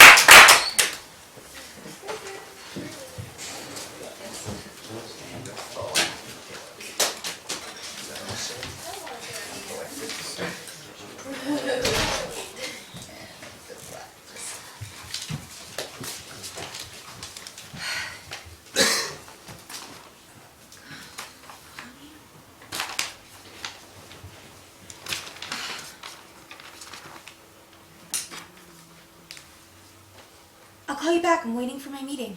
Yeah, I have an interview. Yeah, I ate a few. I was hungry and running late. What do you mean they were special occasion brownies?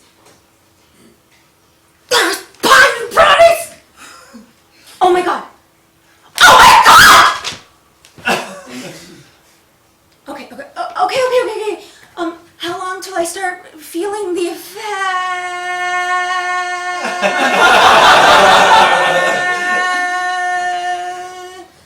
I can't hear my face.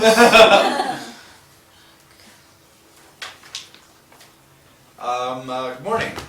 Thanks for coming down.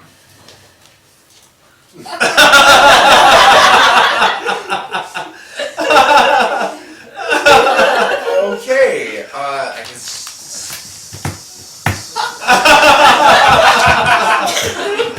see that you just graduated, so tell me, how long have you been interested in becoming a drug counselor?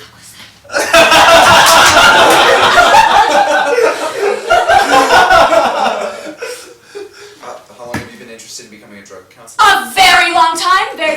Very long time. Thank you very much for this interview. I really appreciate the opportunity. I am so honored to be here. I am really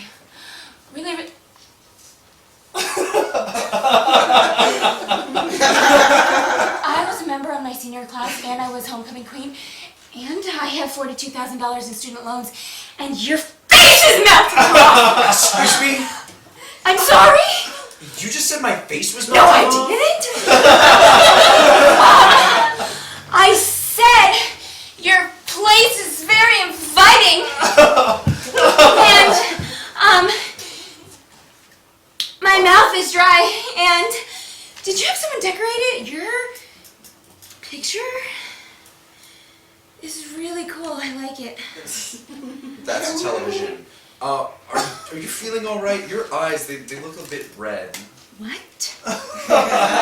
No, I have allergies. Cats.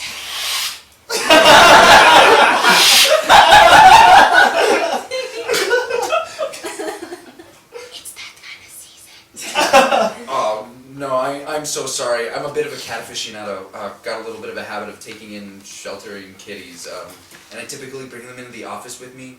We're a cat-friendly office here. Gosh, I feel horrible. If you're allergic to all this, maybe this isn't a great fit for you.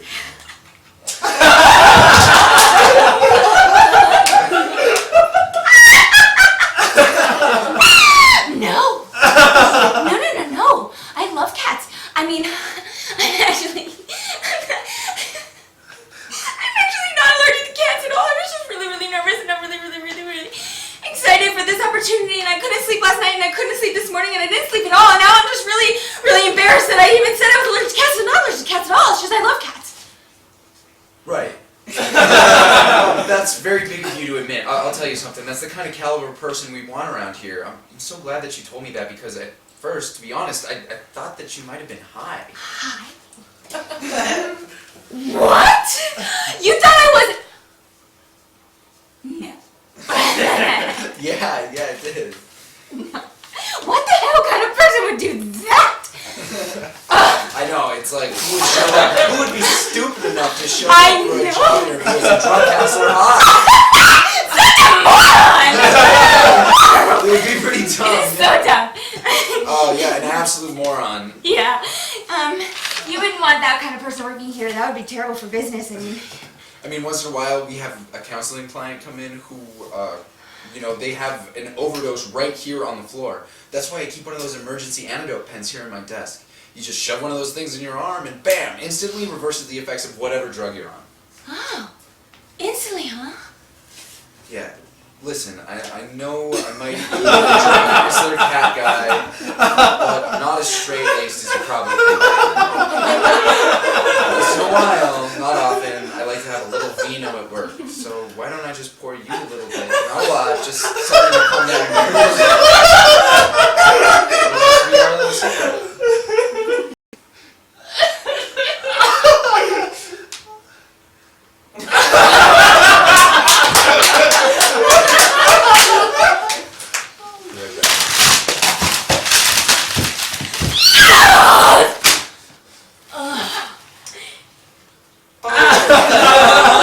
Look, someone was nice enough to drop off some chocolate. That's so nice. Oh my God, that had a peanut in it. I'm allergic to peanuts. I'm gonna go into anaphylactic shock in just a minute. I need your help. What? No, just in Do my you want to call me what? Do that! I know the number! No. Just in my desk, there's one of those EpiPens. It's in the drawer. It looks just like one of the overdose antidotes, but it's yellow instead of orange.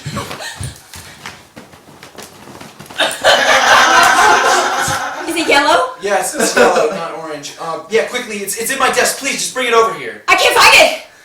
What? No, it has to be there. Please, check. I check there every day. For Christ's sake, please hurry. I don't see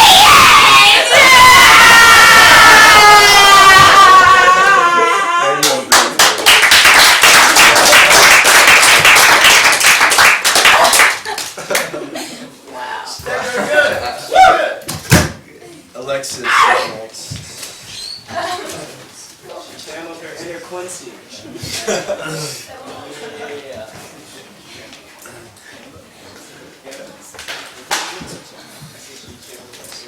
Alexis Santiago.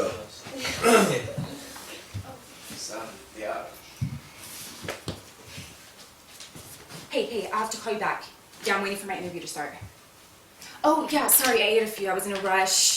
Yeah, I was hungry. What do you mean there were special occasion brownies? What? They were pot brownies? Oh, God. Okay. Oh, my God. Okay. How long do I have before the...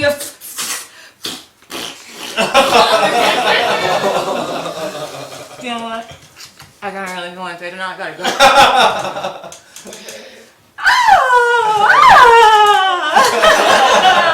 Good morning. Thanks for coming down. Okay. Yeah. I see that you just graduated. So tell me, how long have you been interested in becoming a drug counselor?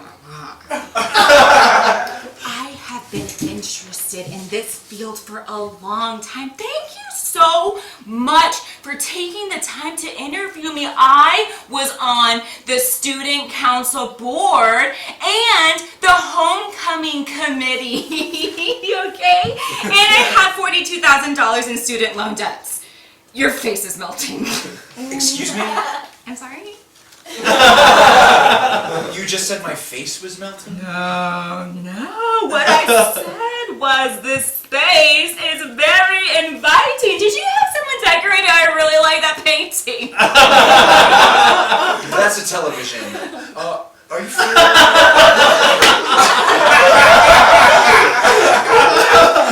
Your eyes are a little bit red. Yeah, and so what? It's just my allergies. It's just my allergies. It's the cats. It's the time of year. Oh, you know what? I'm so sorry. I'm a bit of a cat aficionado. I have a habit of taking them in. We are a cat.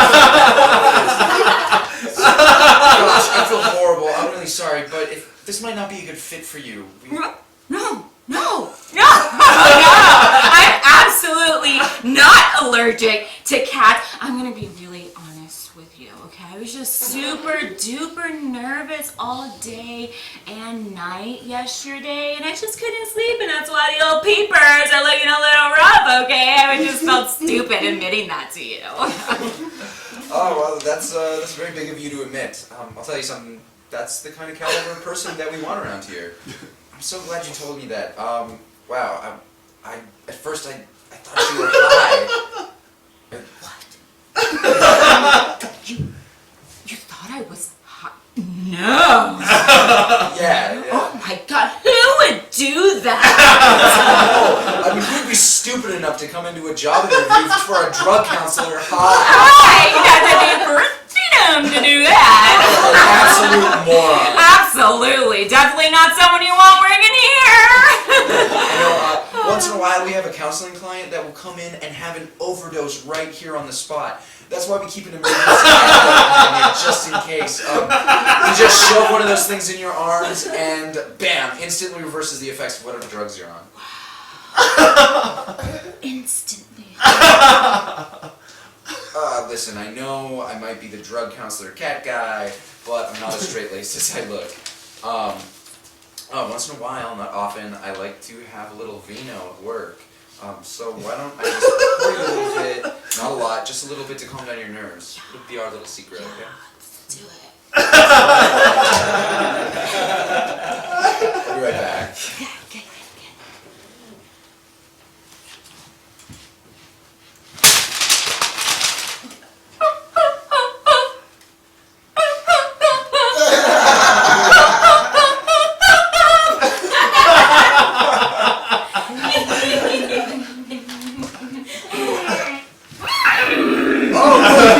Someone dropped off chocolates. That's so nice. Oh, so nice.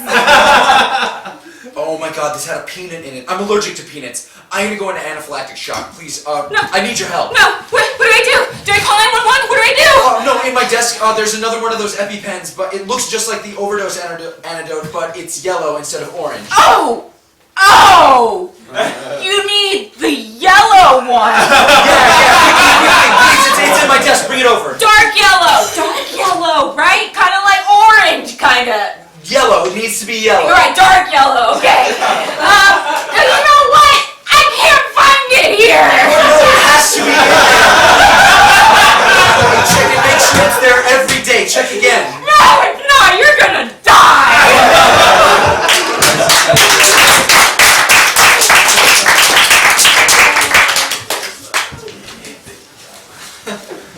So one more person up there? Okay, but once. Is there one more person up there? No. I think so. Alina would be Alina.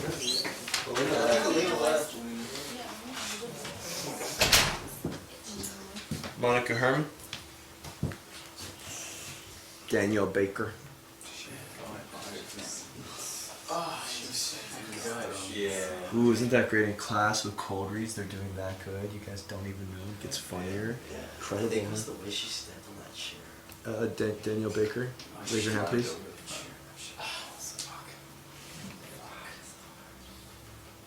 Alexis Santiago. Yeah.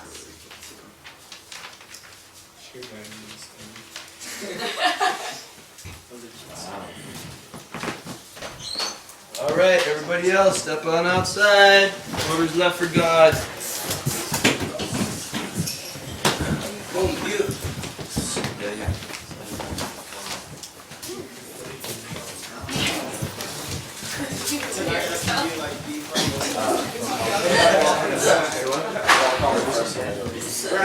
Only got 3 guys? Don't flush it.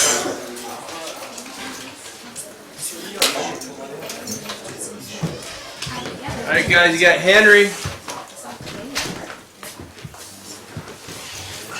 Alright, are we settled?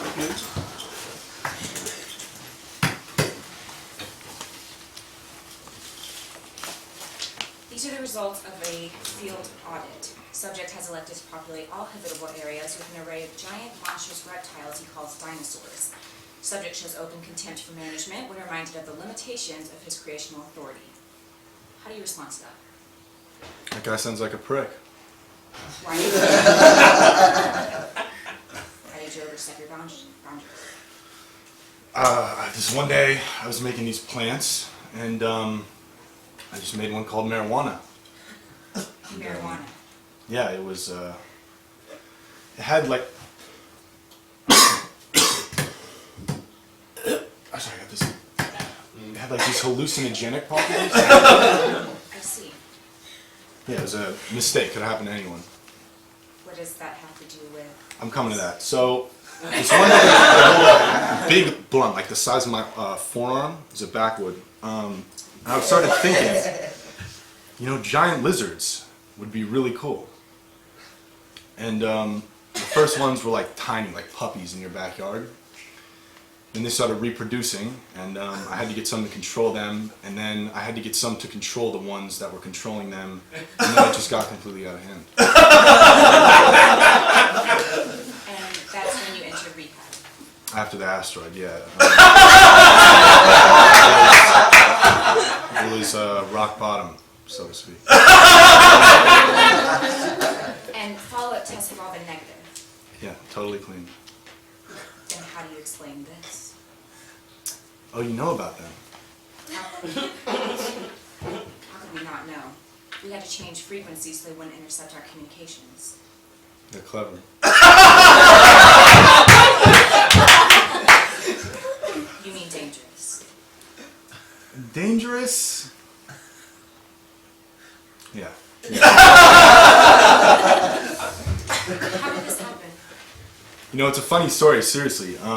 You'll laugh about it. This one time, I was whipping up some monkeys, fresh batch, and I thought, you know, these monkeys are so dumb, I wonder if I could just make them smarter. And for the record, you were totally drug-free at this point. Yeah. And so I tweaked the recipe a little bit.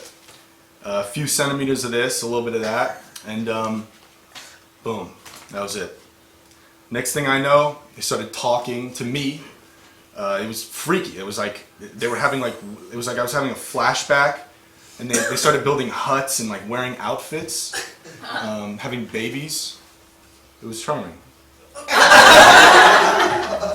Charming. Yeah, for the most part. Here's a list of some of their charming accomplishments. Slavery, prostitution, kidnapping, Family, home, tradition, deforestation, human sacrifice, philosophy, architecture, murder, rape, genocide. Disney, Pixar, Pornhub.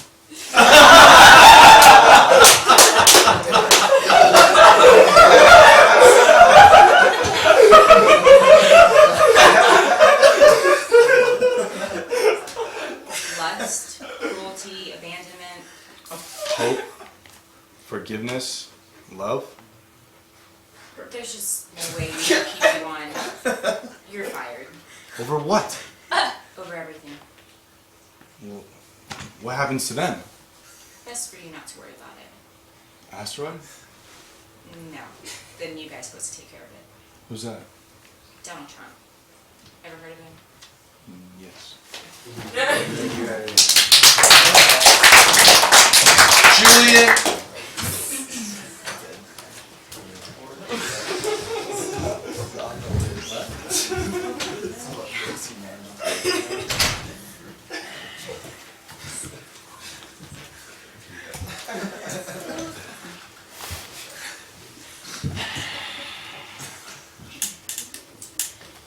These are the results of a field audit. Subject has elected to populate all habitable areas with an array of giant, monstrous reptiles he calls dinosaurs.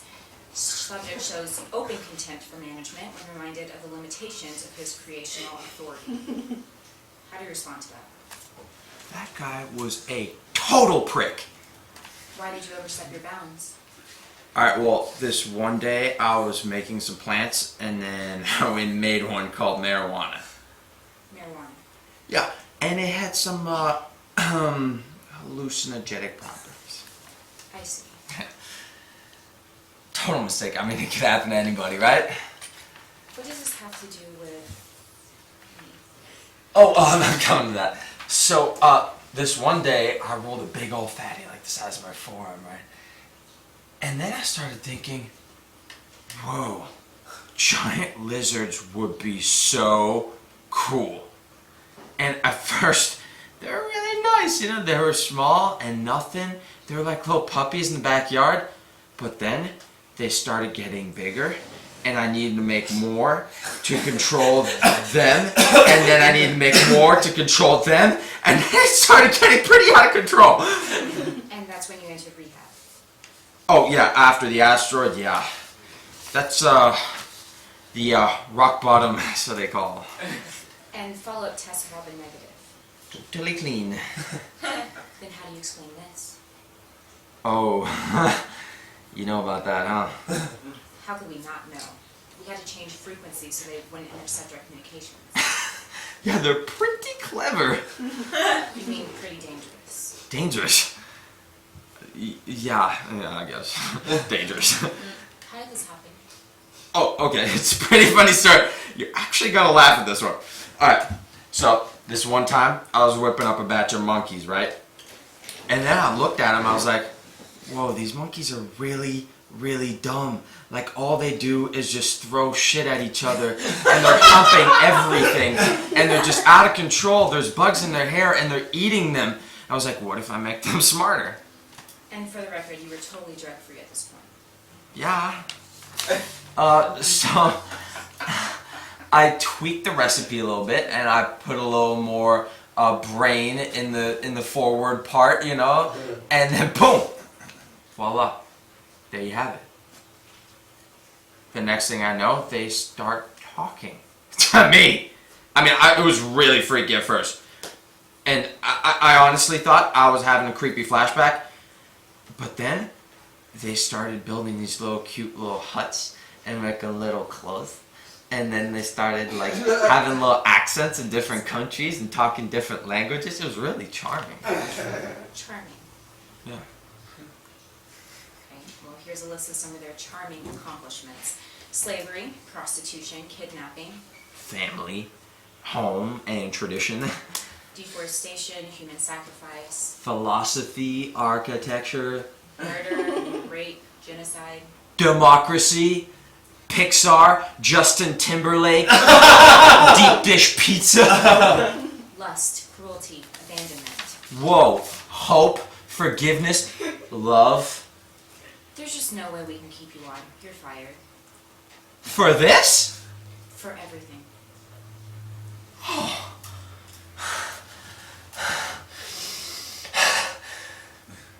What happens to them? Best for you not to worry about it. Oh, come on. I was starting to like those little buggers. They're slated for destruction.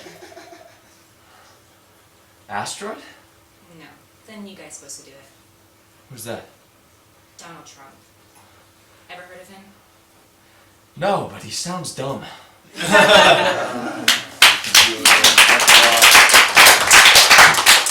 Ray.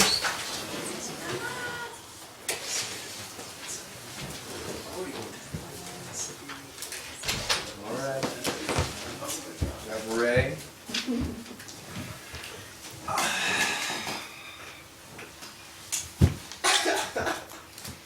These are the results of a field audit. Subject has elected to populate all habitable areas with an array of giant, monstrous reptiles he calls dinosaurs. Subject shows open contempt for management and reminded of the limitations of his creational authority. How do you respond to that? Yeah, that guy was a total prick. Why did you overstep your bounds? So this one day I'm making some plants. I make this one called marijuana. Marijuana. Yeah, it had some. Jesus!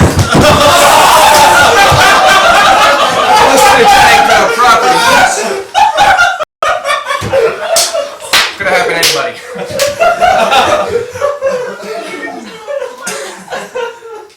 What does this have to do with... I'm coming to this. So this one day, a nice big old fatty going, size of my forearm, right? And I'm thinking, oh, what about some giant reptiles? Lizards, right? Yeah. So, you know, the first one's nothing. It's like a puppy dog in the back of the yard. And then I'm making some other ones, and I gotta make guys to watch these ones and keep a close eye on them, and keep a close eye on them, and then before you know it, all things just go out of hand a little bit. Yeah. After that asteroid just really did rough up. And follow-up tests have all been negative? Yeah, totally clean. Then how do you explain this? Know about that, huh? How could we not know? We had to change frequency so it wouldn't intercept our communications. They're clever little buggers. You mean dangerous? Dangerous? Yeah, okay, dangerous, I guess. How did this happen?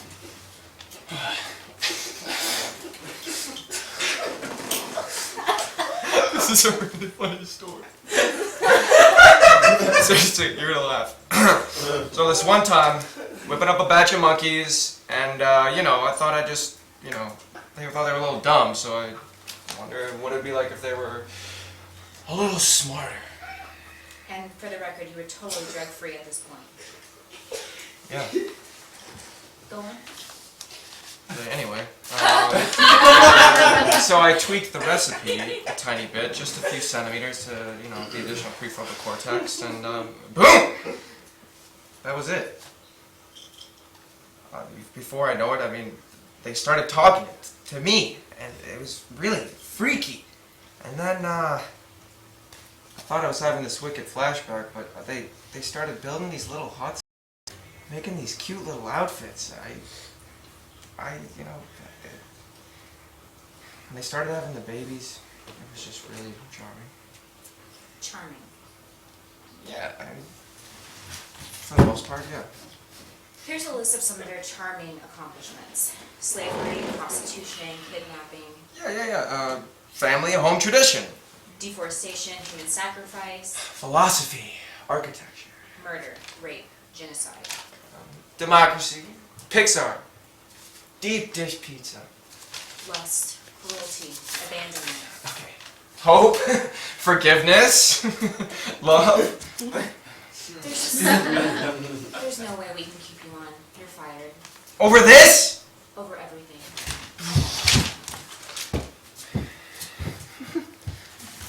What's gonna happen to him?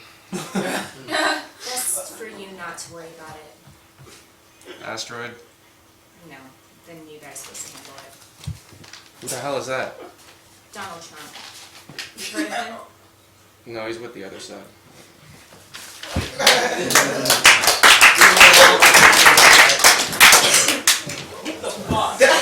That happened in 2 milliseconds. He did a full 360. Sideways somersault? Is that parkour? That's right. It's like we're just upside down. It was completely the torque off of the tip of the chain. Alright, come on, that wouldn't happen in an audition. That wouldn't happen. That wouldn't happen. I just had a heart attack. Alright, that wouldn't happen. That wouldn't happen.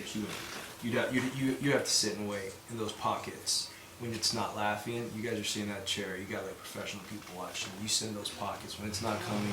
You trust yourself. You stay in it.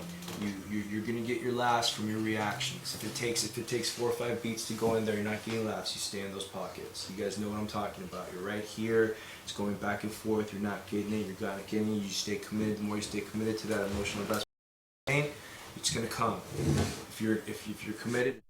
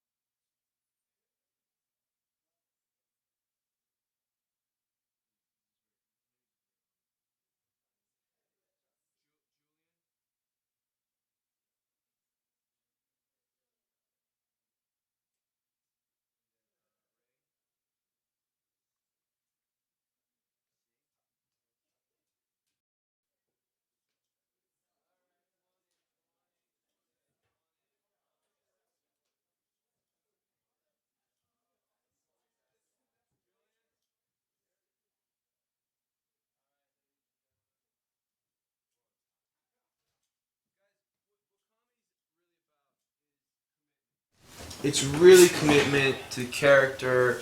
You know, in one scene, it's very apparent she's high, and we saw a lot of commitment with some of the girls playing the high. And that's where the funny would come, and they'd write and they use you know. There's people that say that there's the 8 characters of comedy. You know, that's true to a degree, but it's the same reason why you don't watch sitcom anymore. It's not, you know, you're not. It's different. Comedy's different. There's different types of comedy now. You gotta own your essence. You gotta own your essence. You gotta bring what you bring. You know, because sooner or later, you're gonna want to do film. And in film, you just gotta be honest and you just gotta go. And if you overthink shit, yeah. And if you overthink stuff, you know, it's gonna bite you in the butt. And you have to understand that sitcom